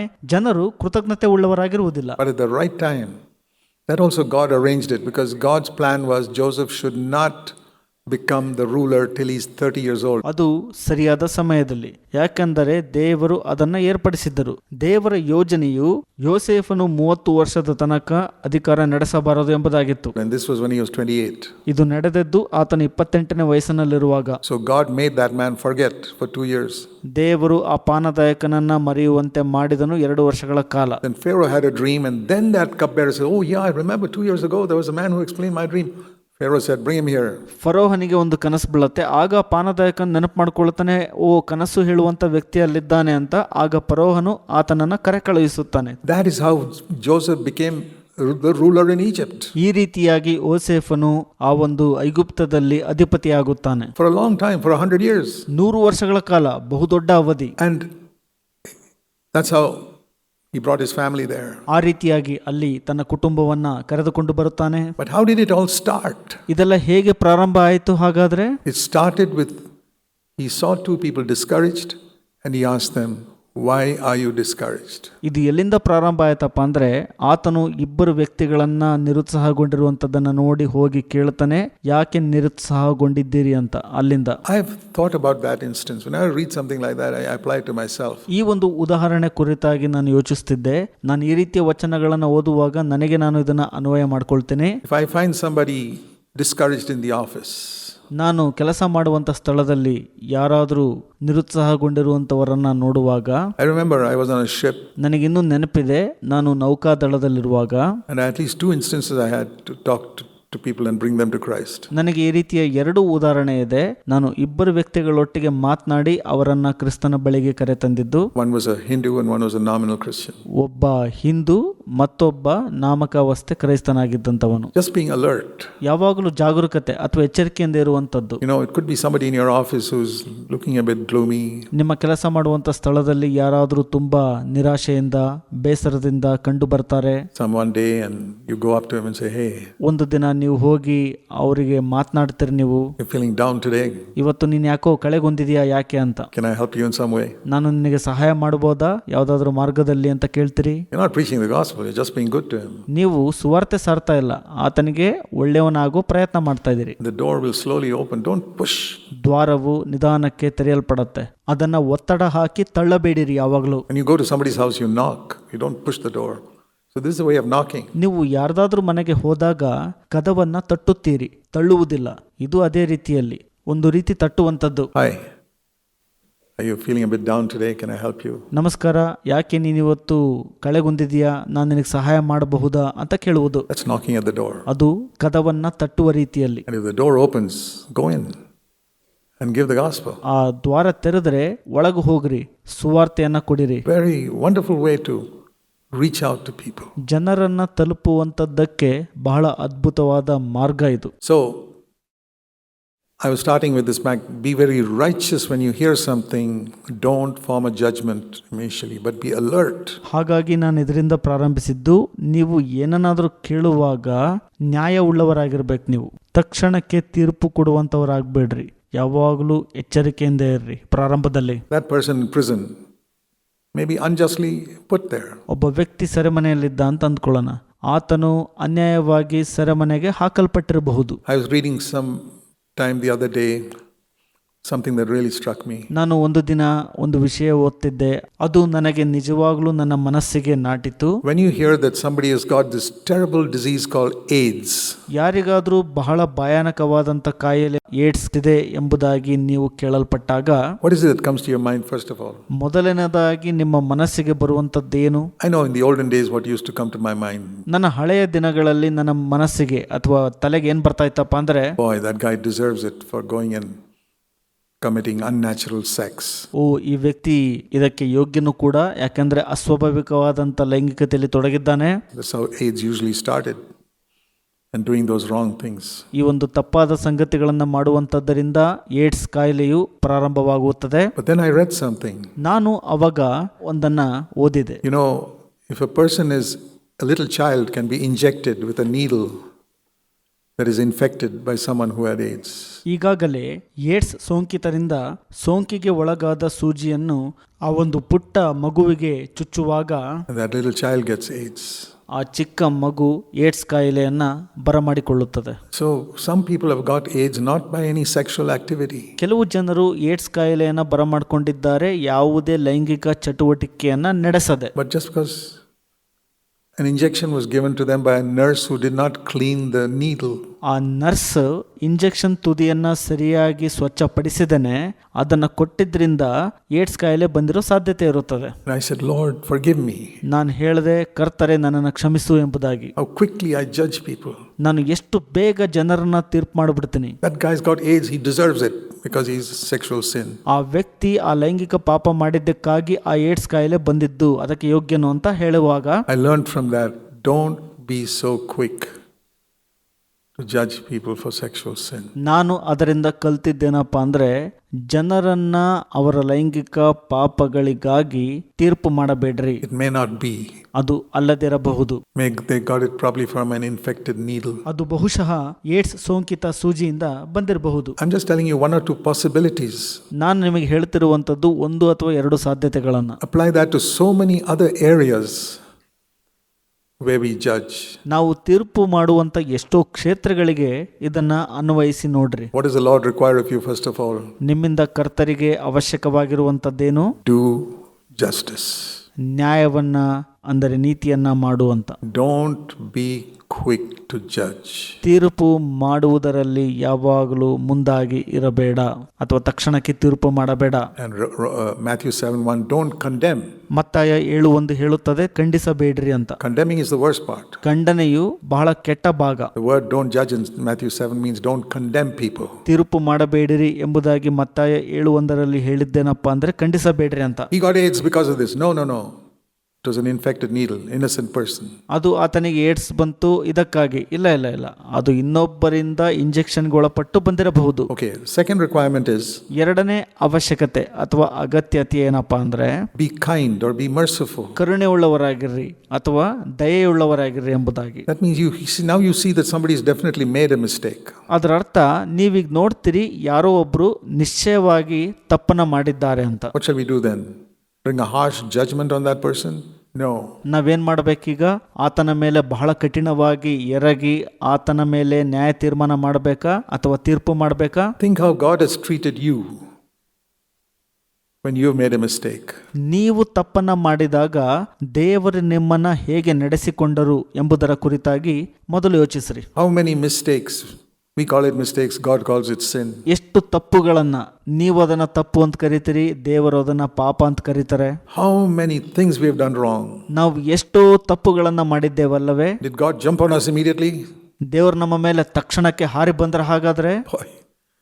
None of us would be sitting in the meeting today if God had done that. ದೇವರು ನಿಜವಾಗ್ಲೂ ಅದನ್ನ ಮಾಡಿದ್ದೇ ಆದಲ್ಲಿ ನಾವು ಯಾರು ಇವತ್ತು ಕೂಟದಲ್ಲಿ ಕೂಡ್ಲಿಕ್ಕೆ ಆಗ್ತಿರ್ಲಿಲ್ಲ. Love mercy. ಕರುಣೆಯನ್ನ ಪ್ರೀತಿಸ್ರಿ. Do justice. ನ್ಯಾಯವನ್ನ ಮಾಡ್ರಿ.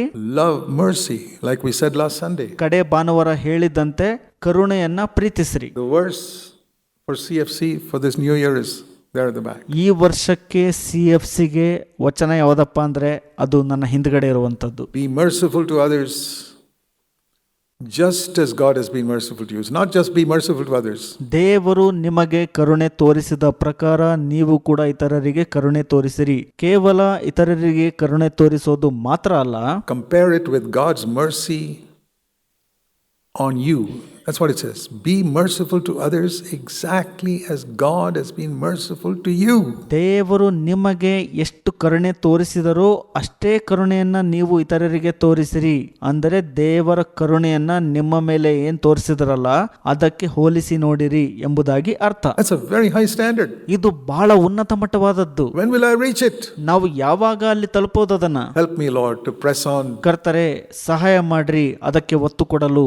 We try to press on to become more Christ-like. Here is one area where we can become more Christ-like. ನಾವು ಕ್ರಿಸ್ತನ ರೀತಿಯಲ್ಲಿ ಆಗಲಿಕ್ಕೆ ಹೆಚ್ಚು ಒತ್ತು ಕೊಡ್ತೀವಲ್ವಾ, ಇದು ಕ್ರಿಸ್ತನ ರೀತಿಯಲ್ಲಿ ಆಗಲಿಕ್ಕೆ ಒಂದು ಮೊದಲ ಹೆಜ್ಜೆ ಅಥವಾ ಮೊದಲ ಹಂತ. And I'll tell you, I've been tremendously impressed by one particular story of Jesus. ಯೇಸು ಕ್ರಿಸ್ತನ ಒಂದು ಪ್ರತ್ಯೇಕ ಕಥೆಯಿಂದ ನಾನು ಬಹಳ ಪ್ರೇರೇಪಿಸಲ್ಪಟ್ಟಿದ್ದೇನೆ. You all know the story, but I never meditated on it sufficiently until recently. ನಾನು ಇತ್ತೀಚೆಗೆ ಹೊರತುಪಡಿಸಿ ನಾನು ಅದನ್ನು ಅಷ್ಟಾಗಿ ಧ್ಯಾನ ಮಾಡಿರಲಿಲ್ಲ. And that is John's Gospel, chapter 8. ಅದು ಯೋಹಾನನು ಬರೆದ ಸುವಾರ್ತೆ 8ನೇ ಅಧ್ಯಾಯ. You know the story.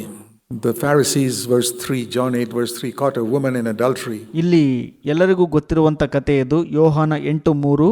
ಇಲ್ಲಿ ಫರಿಸಾಯರು ವ್ಯಭಿಚಾರದಲ್ಲಿ ಸಿಕ್ಕಿ ಬಿದ್ದಂತ ಒಬ್ಬ ಹೆಂಗಸನ ಕಂಡಿಡ್ಕೊಳ್ತಾರೆ. And brought her to Jesus and saying, ಆಕೆಯನ್ನ ಯೇಸುವಿನ ಬಳಿಗೆ ಕರೆತಂದು ಈ ರೀತಿಯಾಗಿ ಹೇಳುತ್ತಾರೆ, Teacher, this woman was caught in adultery. There's no doubt about it. ಬೋಧಕನೇ, ಅನುಮಾನನೇ ಇಲ್ಲ, ಈ ಹೆಂಗಸು ವ್ಯಭಿಚಾರ ಮಾಡುವಾಗಲೇ ಹಿಡಿಯಲ್ಪಟ್ಟಳು ಅಂತ. And verse 5, Moses commanded. 5ನೇ ವಚನ, ಮೋಶೆಯು ನಮಗೆ ಅಪ್ಪಣೆ ಕೊಟ್ಟಿದ್ದಾನೆ ಅಂತ ಹೇಳ್ತಾರಲ್ಲಿ. He's referring to the law which Jesus once said, I have come to fulfill the law.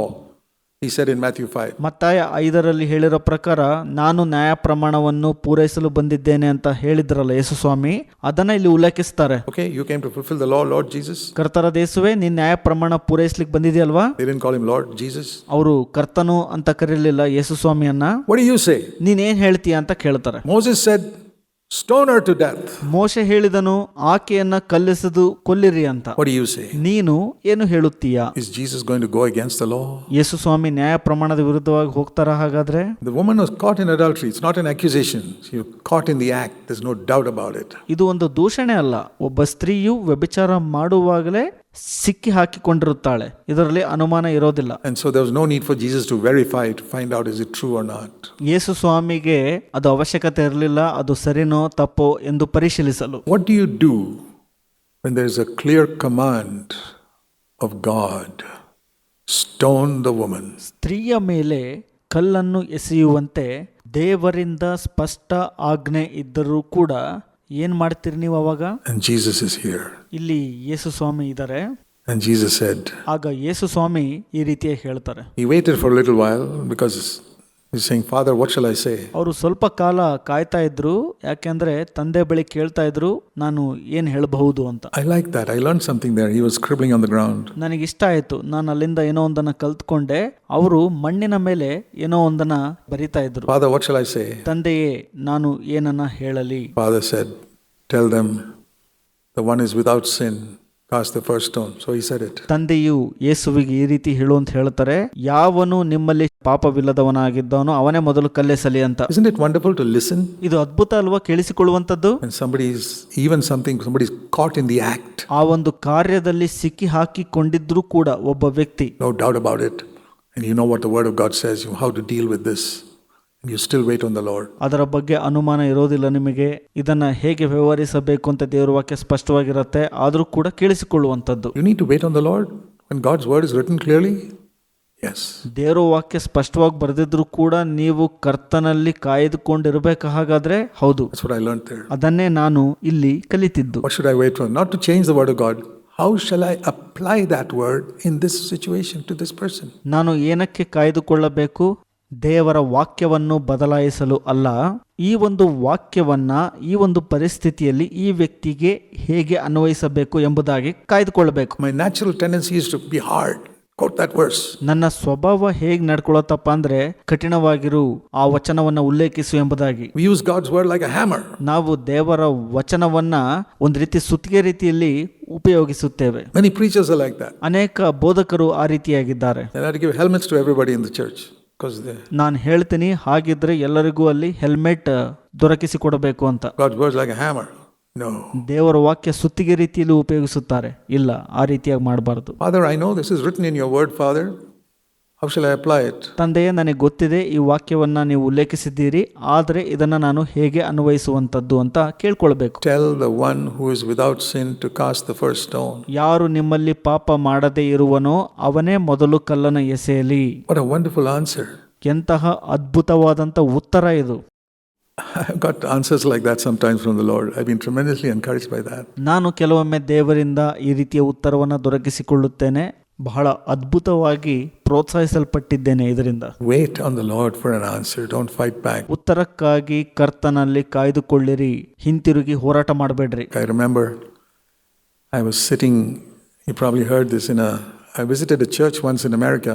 ನನಗಿನ್ನೂ ನೆನಪಿದೆ, ನಾನು ಅಮೆರಿಕದಲ್ಲಿರುವಂಥ ಒಂದು ಸಭೆಗೆ ಅಲ್ಲಿ ಹಾಜರಾಗಿದ್ದೆ. Where everybody grew beards. Everybody.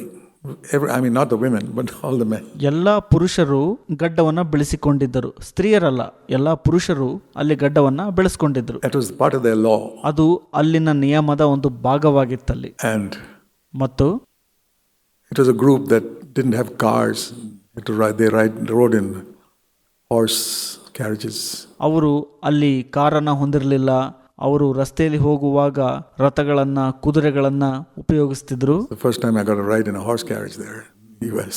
ನಾನು ಮೊದಲ ಬಾರಿ ಅಮೆರಿಕದಲ್ಲಿ ಆ ಒಂದು ಕುದುರೆ ರಥದಲ್ಲಿ ಪ್ರಯಾಣ ಮಾಡಿದೆ. And then at lunchtime we were all sitting at the table, everybody in a beard, and they. ಊಟದ ಸಮಯದಲ್ಲಿ ಎಲ್ಲರೂ ಒಟ್ಟಾಗಿ ಊಟಕ್ಕೆ ಕೂತ್ಕೊಂಡಿದ್ವಿ. ಅಲ್ಲೆಲ್ಲರೂ ಗಡ್ಡ ಬೆಳೆಸಿಕೊಂಡಂತವರಿದ್ರು. I'd already preached 1 or 2 messages and they felt very convicted and some of them were angry with me. ನಾನು ಅಲ್ಲಿ ಕೆಲವು ಸಂದೇಶವನ್ನ ನೀಡಿದ್ದೆ, 2-3.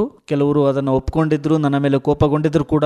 Because we preached against things they had never heard before, against sin. ಅವರು ಪಾಪದ ವಿರುದ್ಧವಾಗಿ ಎಂದು ಕೇಳದೇ ಇರುವಂತ ಸಂದೇಶವನ್ನ ಅಲ್ಲಿ ನಾನು ಬೋಧನೆ ಮಾಡಿ ಬಂದಿದ್ದೆ. So they didn't know how to express their anger against me, but they wanted to humiliate me. ಅವರು ಹೇಗೆ ತಮ್ಮ ಕೋಪವನ್ನು ವ್ಯಕ್ತಪಡಿಸೋದು ಎಂಬುದಾಗಿ ಗೊತ್ತಿರಲಿಲ್ಲ ಅವರಿಗೆ. ಆದರೆ ನನ್ನನ್ನು ಅವರು ನಾಚಿಕೆಗೆ ಒಳಪಡಿಸಬೇಕು ಅಂತ ಕಾಯ್ತಿದ್ರು. And one of them asked me. ಅದರಲ್ಲಿ ಒಬ್ರು ನನಗೆ ಈ ರೀತಿಯಾಗಿ ಕೇಳಿದ್ರು, Brother Zach, ಸಹೋದರ Zac ರವರೇ, did God make a mistake by giving you hair in your face?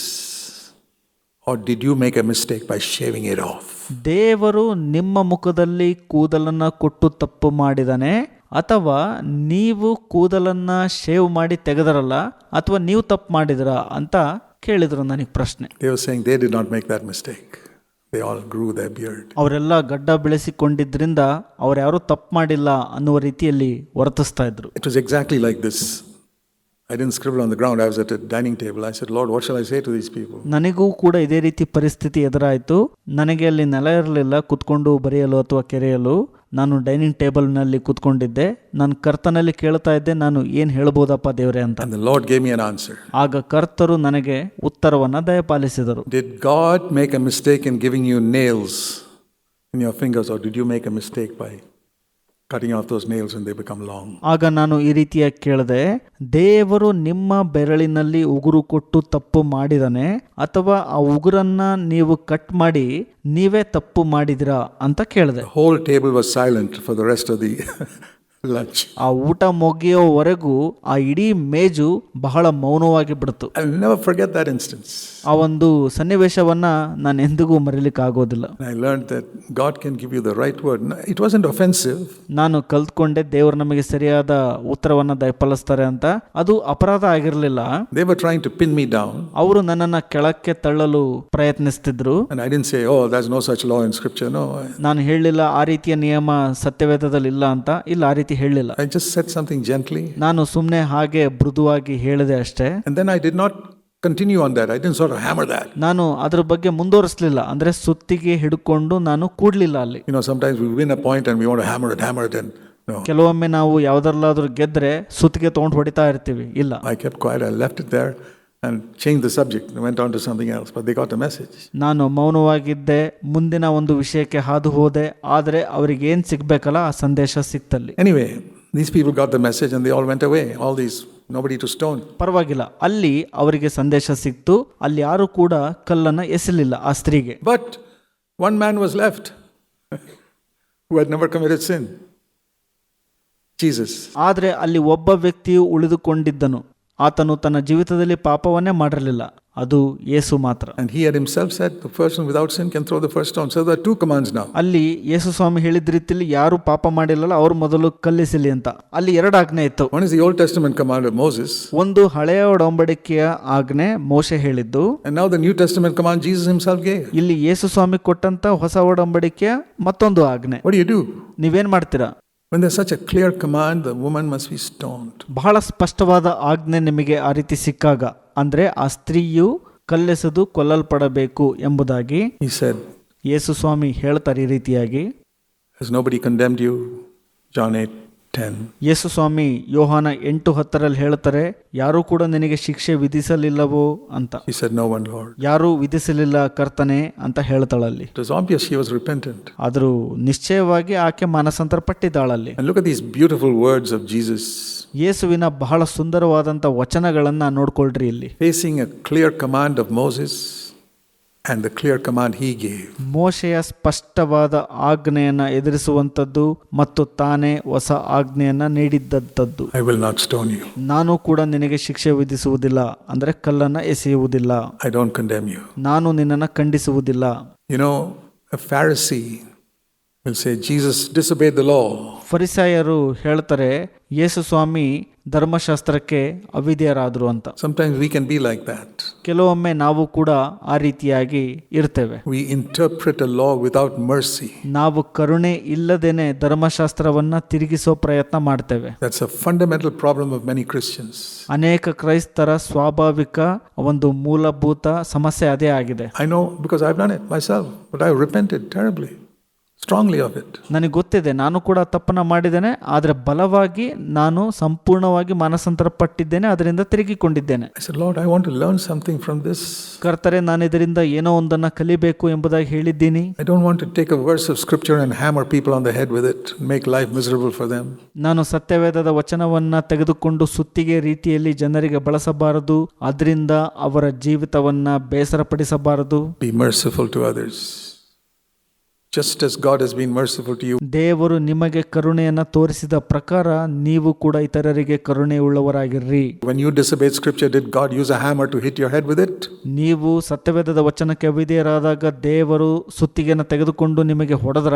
Boy, there'd be nothing left of us if God had used a hammer. ದೇವರು ಏನಾದರೂ ಒಂದು ವೇಳೆ ಸುತ್ತಿಗೆಯನ್ನು ಉಪಯೋಗಿಸಿದ್ದೇ ಆದಲ್ಲಿ ಏನೂ ಉಳಿತಿರ್ಲಿಲ್ಲ ಆವಾಗ. Think of the number of times he said to us, to you and me individually, I do not condemn you. ಯೋಚಿಸಿರಿ, ಅನೇಕ ಬಾರಿ ನನಗೂ ಮತ್ತು ನಿಮಗೂ ವೈಯಕ್ತಿಕವಾಗಿ ದೇವರು ಹೇಳಿದ್ದಾರೆ, ನಾನು ಎಂದಿಗೂ ನಿನ್ನನ್ನು ಖಂಡಿಸುವುದಿಲ್ಲ ಅಥವಾ ಶಿಕ್ಷೆ ವಿಧಿಸುವುದಿಲ್ಲ ಅಂತ. Have you heard it? ನೀವು ಇದನ್ನ ಕೇಳಿಸ್ಕೊಂಡಿದ್ದೀರಾ? I've heard it umpteen times in my life. ನಾನಿದನ್ನ ನನ್ನ ಜೀವಿತದಲ್ಲಿ ಬಹಳಷ್ಟು ಬಾರಿ ಕೇಳಿಸ್ಕೊಂಡಿದ್ದೀನಿ. Small things, big things. ಸಣ್ಣ ಸಂಗತಿ, ದೊಡ್ಡ ಸಂಗತಿ ಯಾವುದೇ ಇದ್ರು, I do not condemn you. ನಾನು ನಿನಗೆ ಶಿಕ್ಷೆ ವಿಧಿಸುವುದಿಲ್ಲ ಅಥವಾ ಖಂಡಿಸುವುದಿಲ್ಲ. Did you get angry? ನೀವು ಕೋಪಗೊಳ್ತೀರಾ?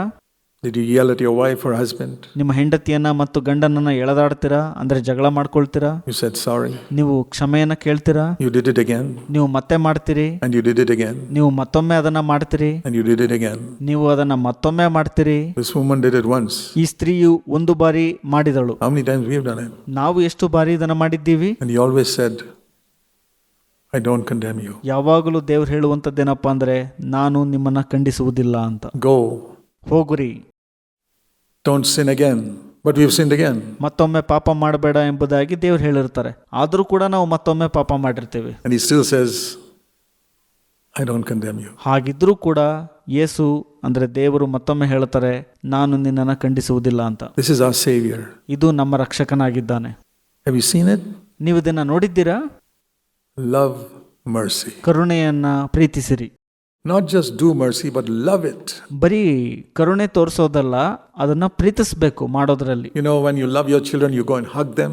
ನೀವು ನಿಮ್ಮ ಮಕ್ಕಳನ್ನ ಪ್ರೀತಿಸುವಾಗ ಅವರನ್ನ ಹೋಗಿ ತಬ್ಬಿಕೊಳ್ತೀರಿ ನೀವು. I hope you do that to your wife too, or your husband. ನಿಮ್ಮ ಹೆಂಡತಿಗೆ ಮತ್ತು ಗಂಡನಿಗೂ ಕೂಡ ನೀವು ಅದನ್ನೇ ಮಾಡ್ತೀರಿ ಎಂಬುದಾಗಿ ನಾನು ನಿರೀಕ್ಷೆ ಉಳ್ಳವನಾಗಿದ್ದೇನೆ. When you love people, you hug them. ನೀವು ಜನರನ್ನ ಪ್ರೀತಿಸುವಾಗ ಅವರನ್ನ ತಬ್ಬಿಕೊಳ್ಳುತ್ತೀರಿ. I want to hug mercy like that. ನಾನು ಆ ರೀತಿಯಾಗಿ ಕರುಣೆಯನ್ನ ತಬ್ಬಿಕೊಳ್ಳಬೇಕು ಅಂತ ಬಯಸುತ್ತೇನೆ. To love mercy so much ನಾವು ಕರುಣೆಯನ್ನು ಹೆಚ್ಚಾಗಿ ಪ್ರೀತಿಸಬೇಕು that I first think of being merciful to somebody rather than condemning somebody. ನಾನು ಒಬ್ಬರನ್ನ ಖಂಡಿಸುವ ಮೊದಲು ಇನ್ನೊಬ್ಬರಿಗೆ ಕರುಣೆ ತೋರಿಸುವುದನ್ನು ನಾನು ಬಯಸಬೇಕು. I hope we'll remember that all through this year. ನನಗೆ ನಿರೀಕ್ಷೆ ಇದೆ, ಈ ವರ್ಷ ಪೂರ್ತಿ ನೀವು ಇದನ್ನ ನೆನಪಿಡ್ತೀರಿ ಅಂತ. Until Jesus comes. ಯೇಸು ಸ್ವಾಮಿ ಬರುವವರೆಗೂ. What does God require of you? Do what is right. ದೇವರಿಗೆ ನಿಮ್ಮಿಂದ ಬೇಕಾಗಿರುವಂತದ್ದು ಏನು? ಹಾಗಾದ್ರೆ ಸರಿಯಾದದ್ದನ್ನ ಮಾಡಿರಿ. Listen carefully to all the points. You get all the complete picture, like the judges who wait 6 months and write 500 pages before they make a judgment. ನ್ಯಾಯಾಧೀಶರು ನ್ಯಾಯಾಲಯದಲ್ಲಿ ತೀರ್ಪನ್ನ ಮಾಡುವ ಮೊದಲು ಬಹಳಷ್ಟು ಕೇಳಿಸ್ಕೊಳ್ತಾರೆ, 500 ಹಾಳೆಗಳಷ್ಟು ಅದಕ್ಕೆ ಪ್ರತಿಗಳನ್ನು ಬರೆಯುತ್ತಾರೆ.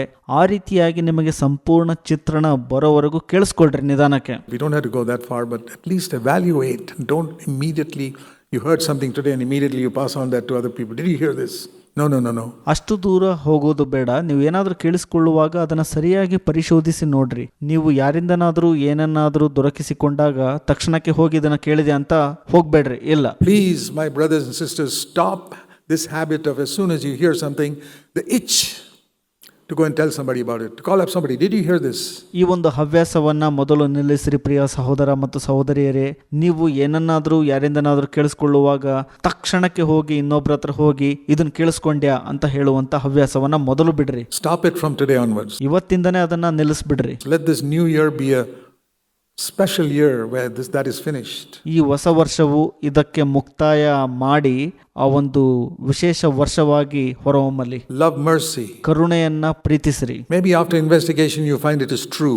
ನೀವು ವಿಚಾರಣೆ ನಂತರ ಅದನ್ನ ಸತ್ಯ ಅಂತ ಕಂಡುಕೋಬಹುದು. Love mercy. ಆದರೂ ಕೂಡ ಕರುಣೆಯನ್ನ ಪ್ರೀತಿಸಿರಿ. And finally, Micah 6:8, walk humbly with your God. ಕೊನೆಯದಾಗಿ ಮೀಕಾ 6ನೇ ಅಧ್ಯಾಯ 8ನೇ ವಚನ, ದೇವರೊಟ್ಟಿಗೆ ವಿನಯದಿಂದ ನಡ್ಕೊಳ್ರಿ, ಅಂದ್ರೆ ದೀನತೆಯಲ್ಲಿ ನಡೆದುಕೊಳ್ಳಿರಿ ಎಂಬುದಾಗಿ ಅಲ್ಲಿ ಹೇಳುತ್ತೆ. You can't walk humbly if you don't do these two things first.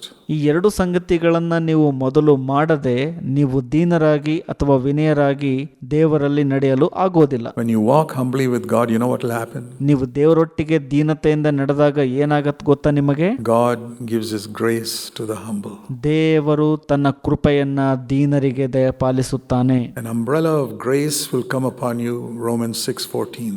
ರೋಮ 6:14 ಹೇಳೋ ಪ್ರಕಾರ ಕೃಪೆ ಎಂಬ ಛತ್ರಿಯು ನಿಮ್ಮ ಮೇಲೆ ಬರುತ್ತದೆ. And like when you have an umbrella, the rain cannot fall on you. ನಿಮಗೆ ಗೊತ್ತಲ್ವಾ, ಆ ಛತ್ರಿ ನಿಮ್ಮ ತಲೆ ಮೇಲಿರುವಾಗ ಮಳೆಯು ನಿಮ್ಮ ತಲೆ ಮೇಲೆ ಸುರಿಯುವುದಿಲ್ಲ. When grace is over you, sin cannot overpower you. ಕೃಪೆಯು ನಿಮ್ಮ ಮೇಲಿರುವಾಗ ಪಾಪವು ನಿಮ್ಮ ಮೇಲೆ ಅಧಿಕಾರ ನಡೆಸದು. Romans 6:14, sin shall not rule over you when you are under grace. ನೀವು ಕೃಪೆಯ ಕೆಳಗೆ ಇರುವಾಗ ರೋಮ 6:14 ಹೇಳೋ ಪ್ರಕಾರ ಪಾಪವು ನಿಮ್ಮ ಮೇಲೆ ಅಧಿಕಾರ ನಡೆಸದು. But how does it come? How can you walk humbly with your God? ಹೇಗೆ ಅದು ಬರುತ್ತದೆ? ಹೇಗೆ ನೀವು ದೇವರಲ್ಲಿ ದೀನತೆಯಿಂದ ಅಥವಾ ವಿನಯದಿಂದ ನಡೆದುಕೊಳ್ಳುವಂಥದ್ದು? God gives his grace to the humble. ದೇವರು ತನ್ನ ಕೃಪೆಯನ್ನ ದೀನರಿಗೆ ಕೊಡುತ್ತಾರೆ. 1 Peter 1 ಪೇತ್ರ chapter 5, I'll conclude with this. 5ನೇ ಅಧ್ಯಾಯವನ್ನ ನೋಡಿ ನಾನು ಮುಕ್ತಾಯಗೊಳಿಸುತ್ತೇನೆ. 1 Peter 5. 1 ಪೇತ್ರ 5. You younger men, and applies to everyone, 1 Peter 5:5. 1 ಪೇತ್ರ 5:5, ಯೌವನಸ್ಥರೇ, ಎಲ್ಲರಿಗೂ ಇದು ಅನ್ವಯಿಸುವಂತದ್ದಾಗಿದೆ. All of you, not only young men, especially young men. ಯೌವನಸ್ಥರು ಮಾತ್ರ ಅಲ್ಲ, ಎಲ್ಲರಿಗೂ, ವಿಶೇಷವಾಗಿ ಯೌವನಸ್ಥರಿಗೆ. But it goes on to say all of you. ನಂತರ ಇದು ಎಲ್ಲರಿಗೂ ಅಂತ ಹೇಳುತ್ತಾ ಹೋಗುತ್ತದೆ. Clothe yourself with humility towards one another. ನೀವೆಲ್ಲರೂ ದೀನತೆ ಎಂಬ ವಸ್ತ್ರವನ್ನ ಒಬ್ಬರಿಗೊಬ್ಬರು ಧರಿಸಿಕೊಳ್ಳಿರಿ. Why? ಯಾಕೆ? Because God gives grace to the humble, but he will oppose you otherwise. ಯಾಕೆಂದರೆ ದೇವರು ಅಹಂಕಾರಿಗಳನ್ನ ಎದುರಿಸುತ್ತಾನೆ ಮತ್ತು ದೀನರಿಗಾದರೂ ಕೃಪೆಯನ್ನ ಅನುಗ್ರಹಿಸುತ್ತಾನೆ. He'll be your enemy. ನೀವು ಆತನ ವೈರಿ ಆಗ್ಬಿಡ್ತೀರಿ. So what does it mean to clothe yourself with humility? ಏನದರ ಅರ್ಥ? ದೀನತೆ ಎಂಬ ವಸ್ತ್ರವನ್ನ ಧರಿಸಿಕೊಳ್ಳುವುದು ಅಂದ್ರೆ? Read slowly. Read scripture slowly. ಸತ್ಯವೇದದ ವಚನಗಳನ್ನ ನಿಧಾನಕ್ಕೆ ಓದ್ರಿ. Think how you clothe yourself. How did you clothe yourself this morning? ನಿಮಗೆ ನೀವು ಹೇಗೆ ವಸ್ತ್ರವನ್ನ ಧರಿಸಿಕೊಳ್ತೀರಿ ನೋಡ್ರಿ, ಅದರ ಬಗ್ಗೆ ಯೋಚಿಸ್ರಿ. ಇಂದು ಬೆಳಗ್ಗೆ ಹೇಗೆ ನೀವು ವಸ್ತ್ರವನ್ನ ಧರಿಸಿಕೊಂಡು ಬಂದಿದ್ದೀರಿ? Did anybody come here in pajamas or your lungi or something? ಯಾರಾದರೂ ಲುಂಗಿ ಪೈಜಾಮವನ್ನ ಧರಿಸಿಕೊಂಡು ಬಂದಿದ್ದೀರಾ? There's nothing wrong in that. ಅದರಲ್ಲಿ ತಪ್ಪೇನಿಲ್ಲ. But you didn't do that. ಆದರೆ ನೀವು ಅದನ್ನು ಮಾಡೋದಿಲ್ಲ. In the villages sometimes they do that. ಕೆಲವೊಮ್ಮೆ ಗ್ರಾಮಗಳಲ್ಲಿ ಆ ರೀತಿಯಾಗಿ ಮಾಡ್ತಾರೆ. That's a normal dress. ಅದೆಲ್ಲ ಒಂದು ಸಾಮಾನ್ಯ ವಸ್ತ್ರ ಅವರಿಗೆ. But whatever it is, they clothe themselves that way and you clothe yourself. The point is, you don't appear naked. ಅದು ಅವರ ರೀತಿಯಲ್ಲಿ ಅವರು ಧರಿಸಿಕೊಳ್ಳುತ್ತಾರೆ, ನಿಮ್ಮ ರೀತಿಯಲ್ಲಿ ನೀವು ಧರಿಸಿಕೊಳ್ತೀರಿ. ಆದರೆ ಮುಖ್ಯ ಅಂಶ ಏನಪ್ಪಾ ಅಂದರೆ, ನಾನು ಬೆತ್ತಲೆಯಾಗಿ ಕಾಣಬಾರದು ಎಂಬುದಾಗಿ ಮಾತ್ರ ಎಲ್ಲರಲ್ಲೂ ಇರುತ್ತೆ. You don't appear before people naked. Even in your house, some visitor comes to your house, you don't walk in naked. ನೀವು ಜನರ ಎದುರುಗಡೆ ಬೆತ್ತಲೆಯಾಗಿ ಕಾಣಿಸ್ಕೋಬಾರದು ಅಂತ ಬಯಸುತ್ತೀರಿ. ನಿಮ್ಮ ಮನೆಗೆ ಯಾರಾದರೂ ಬರುವಾಗ ನೀವು ಬೆತ್ತಲೆಯಾಗಿ ಕಾಣಿಸಿಕೊಳ್ಳಲು ಇಷ್ಟಪಡೋದಿಲ್ಲ. What would you think if you walk into a house and the person walks in to greet you naked? ನೀವು ಯಾರ್ದಾದ್ರೂ ಮನೆಗೆ ಹೋಗ್ತೀರಿ ಅಂತ ಅಂದ್ಕೊಳ್ಳಿ, ಆ ವ್ಯಕ್ತಿಯು ನಿಮ್ಮನ್ನ ಬೆತ್ತಲೆಯಾಗಿ ಬಂದು ಸ್ವಾಗತಿಸುವಾಗ ನೀವೇನು ಯೋಚಿಸ್ತೀರಿ? You will close the door and go away and say, I'm sorry. ನೀವು ಬಾಗಿಲನ್ನ ಮುಚ್ಕೊಂಡು ಹೊರಟೋಗ್ಬಿಡ್ತೀರಿ, ಕ್ಷಮಿಸಪ್ಪ ಬಂದಿದ್ದು ತಪ್ಪು ಮಾಡಿದೆ ಅಂತ. Now let me explain it. ಇದನ್ನ ವಿವರಿಸಲು ಇಷ್ಟಪಡ್ತೇನೆ. When you're not clothed with humility, you are naked. ನೀವು ದೀನತೆ ಎಂಬ ವಸ್ತ್ರವನ್ನ ಧರಿಸಿಕೊಳ್ಳದೆ ಇದ್ದಾಗ ನೀವು ಬೆತ್ತಲೆಯಾಗಿರುತ್ತೀರಿ. Many people come to church naked. ಅನೇಕರು ಸಭೆಗೆ ಬೆತ್ತಲೆಯಾಗಿ ಬರುತ್ತಾರೆ. Naked before God because they are proud. ದೇವರ ಎದುರುಗಡೆ ಅವರು ಬೆತ್ತಲೆಯಾಗಿ ಬರುತ್ತಾರೆ, ಯಾಕಂದ್ರೆ ಅವರು ಅಹಂಕಾರಿಗಳು. Proud, I belong to CFC, not all those other dead churches. ನಾನು ಬೇರೆ ಸತ್ತಂತ ಸಭೆಗಳಿಗೆ ಸಂಬಂಧಪಟ್ಟಿಲ್ಲ, CFC ಸಭೆಗೆ ಸಂಬಂಧಪಟ್ಟವನಾಗಿದ್ದೇನೆ ಎಂದು ಹೇಳಿಕೊಂಡು ಬರುವಂತದ್ದು. I'm one of the good people in this church. ನಾನು ಈ ಸಭೆಯಲ್ಲಿರುವಂತ ಒಳ್ಳೆ ಜನರಲ್ಲಿ ನಾನು ಒಬ್ಬ. I have a reputation. I've got a reputation with the elders. ನನಗೆ ಘನತೆ ಗೌರವ ಇದೆ, ಸಭಾ ಹಿರಿಯರೊಟ್ಟಿಗೆ ಒಳ್ಳೆ ಹೆಸರು ಸಂಪಾದನೆ ಇದೆ. You're naked, sister. You're naked, brother. ಸಹೋದರ ನೀನು ಬೆತ್ತಲಾಗಿದ್ದಿ, ಸಹೋದರಿ ನೀನು ಬೆತ್ತಲಾಗಿದ್ದಿ. Next time, please wear clothes and come to the church. ಮುಂದಿನ ಬಾರಿ ನೀವು ಬರುವಾಗ ಸಭೆಗೆ ವಸ್ತ್ರವನ್ನ ಧರಿಸಿಕೊಂಡು ಬರ್ರಿ. The only clothes that God respects is humility. ದೇವರು ಗೌರವಿಸುವಂತ ಒಂದೇ ಒಂದು ವಸ್ತ್ರ ಯಾವುದಪ್ಪ ಅಂದ್ರೆ ಅದು ದೀನತೆ ಎಂಬ ವಸ್ತ್ರ. That's God's word. Clothe yourself with humility. That means if you're not clothed with humility, you are naked. ದೀನತೆ ಎಂಬ ವಸ್ತ್ರವನ್ನ ಧರಿಸಿಕೊಳ್ಳಿರಿ ಅಂತ. ನೀವು ದೀನತೆ ಎಂಬ ವಸ್ತ್ರವನ್ನ ಧರಿಸಿಕೊಳ್ಳಲಿಲ್ಲ ಅಂದ್ರೆ ನೀವು ಬೆತ್ತಲೆಯಾಗಿ ಕಾಣಿಸಿಕೊಳ್ಳುತ್ತೀರಿ. There are many naked husbands and wives. ಅನೇಕ ಬೆತ್ತಲೆಯುಳ್ಳಂತ ಗಂಡ ಮತ್ತು ಹೆಂಡತಿಯರಿದ್ದಾರೆ. Many naked young people. ಅನೇಕ ಬೆತ್ತಲೆಯುಳ್ಳಂತ ಯೌವನಸ್ಥರಿದ್ದಾರೆ. Teach them to put on their clothes. You parents, teach your children to put on clothes. ಅವರಿಗೆ ಬಟ್ಟೆಯನ್ನು ಹಾಕಿಕೊಳ್ಳುವಂಥದ್ದನ್ನ ಕಲಿಸಿರಿ. ಪೋಷಕರೇ, ನಿಮ್ಮ ಮಕ್ಕಳಿಗೆ ಬಟ್ಟೆಯನ್ನು ಹಾಕಿಕೊಳ್ಳುವುದನ್ನ ಕಲಿಸಿರಿ ಮೊದಲು. And you husbands and wives, start wearing clothes. ಗಂಡ ಮತ್ತು ಹೆಂಡತಿಯರೇ, ಮೊದಲು ವಸ್ತ್ರವನ್ನ ಹಾಕಿಕೊಳ್ಳುವುದನ್ನ ಕಲ್ತ್ಕೊಳ್ರಿ. Instead of walking around the house naked. ಮನೆಯೆಲ್ಲ ಬೆತ್ತಲೆಯಾಗಿ ಓಡಾಡೋ ಬದಲು Going to office naked. ಕೆಲಸಕ್ಕೆ ಬೆತ್ತಲೆಯಾಗಿ ಹೋಗುವಂಥದ್ದು. Do what is right. ಉತ್ತಮವಾದದ್ದನ್ನು ಮಾಡಿರಿ. Be just. ನ್ಯಾಯವುಳ್ಳವರಾಗಿರ್ರಿ. Love mercy. When you hear the truth, love mercy. ನೀವು ಸತ್ಯವನ್ನ ಕೇಳಿಸಿಕೊಳ್ಳುವಾಗ ಕರುಣೆಯನ್ನ ಪ್ರೀತಿಸಿರಿ. And clothe yourself with humility and walk with God. ನಿಮ್ಮನ್ನ ನೀವು ದೀನತೆ ಎಂಬ ವಸ್ತ್ರವನ್ನ ಧರಿಸಿಕೊಂಡು ದೇವರೊಟ್ಟಿಗೆ ದೀನತೆಯಲ್ಲಿ ನಡೆಯಿರಿ. Let's pray. ಪ್ರಾರ್ಥಿಸಿಕೊಳ್ಳೋಣ. Heavenly Father, ಪರಲೋಕದ ತಂದೆಯೇ, we need the power of the Holy Spirit for all these three. ಈ ಎಲ್ಲ ಮೂರು ಕ್ಷೇತ್ರಕ್ಕೂ ನಮಗೆ ಪವಿತ್ರಾತ್ಮನ ಬಲ ಬೇಕು ಸ್ವಾಮಿ. To do what is right. ಉತ್ತಮವಾದದ್ದನ್ನ ಮಾಡಲು, To love mercy. ಕರುಣೆಯನ್ನ ಪ್ರೀತಿಸಲು, And to walk humbly with you. ನಿಮ್ಮೊಟ್ಟಿಗೆ ದೀನತೆಯಿಂದ ನಡೆದುಕೊಳ್ಳಲು. Please fill us with the Holy Spirit. ದಯಮಾಡಿ ನಮ್ಮನ್ನು ಪವಿತ್ರಾತ್ಮನಿಂದ ತುಂಬಿಸಿರಿ ದೇವರೇ. Create in every brother and sister here a tremendous hunger and cry to be filled with the Holy Spirit. ಕರ್ತರೇ, ಇಲ್ಲಿರುವಂತ ಪ್ರತಿಯೊಬ್ಬ ಸಹೋದರ ಮತ್ತು ಸಹೋದರಿಯರಲ್ಲಿ ಆ ಒಂದು ಹಸಿವೆ ಮತ್ತು ಬಾಯಾರಿಕೆಯನ್ನ ಉಂಟು ಮಾಡ್ರಿ ಅಪ್ಪ. ಪವಿತ್ರಾತ್ಮನಿಂದ ತುಂಬಿಸ್ರಿ ಅಪ್ಪ. We cannot do this on our own. ನಾವು ಸ್ವಂತವಾಗಿ ಏನೂ ಮಾಡಲು ಆಗಲ್ಲಪ್ಪ ಸ್ವಾಮಿ. We'll try and we'll fail. ನಾವು ಪ್ರಯತ್ನಿಸ್ತೀವಿ, ಆದರೂ ಕೂಡ ಸೋಲ್ತೀವಿ ಸ್ವಾಮಿ. We'll try to do right and we'll try to love mercy and we'll try to walk humbly and we'll fail. ನಾವು ಉತ್ತಮವಾದದ್ದನ್ನ ಮಾಡಲು ಪ್ರಯತ್ನಿಸುತ್ತೇವೆ, ಕರುಣೆಯನ್ನ ಪ್ರೀತಿ ಮಾಡುವುದನ್ನ ಪ್ರಯತ್ನಿಸುತ್ತೇವೆ, ನಿಮ್ಮೊಟ್ಟಿಗೆ ದೀನತೆಯಿಂದ ನಡೆಯುವುದನ್ನ ಪ್ರಯತ್ನಿಸುತ್ತೇವೆ, ಆದರೂ ಸೋಲುತ್ತೇವೆ. We have tried before and we failed. ನಾವು ಹಿಂದಿನ ಕಾಲದಲ್ಲಿ ಪ್ರಯತ್ನಿಸಿದ್ದೀವಿ, ಸೋತಿದ್ದೇವೆ ದೇವರೇ. So now we seek you for the power of your Holy Spirit. ನಾವು ಈಗ ನಿಮ್ಮ ಪವಿತ್ರಾತ್ಮನ ಬಲಕ್ಕಾಗಿ ಹುಡುಕುತ್ತಿದ್ದೇವಪ್ಪ ಸ್ವಾಮಿ. Heavenly Father, ಪರಲೋಕದ ತಂದೆಯೇ, please have mercy on everybody here and fill us with the Holy Spirit. ಇಲ್ಲಿರುವಂತ ಪ್ರತಿಯೊಬ್ಬರ ಮೇಲೆ ಕರುಣೆಯನ್ನ ತೋರಿರಿ ಸ್ವಾಮಿ. ಪವಿತ್ರಾತ್ಮನಿಂದ ತುಂಬಿಸಿರಿ. Pray in Jesus' name. ಯೇಸು ಕ್ರಿಸ್ತನ ಹೆಸರಿನಲ್ಲಿ ಬೇಡಿ ಹೊಂದಿದ್ದೇವೆ. Amen. ಆಮೆನ್.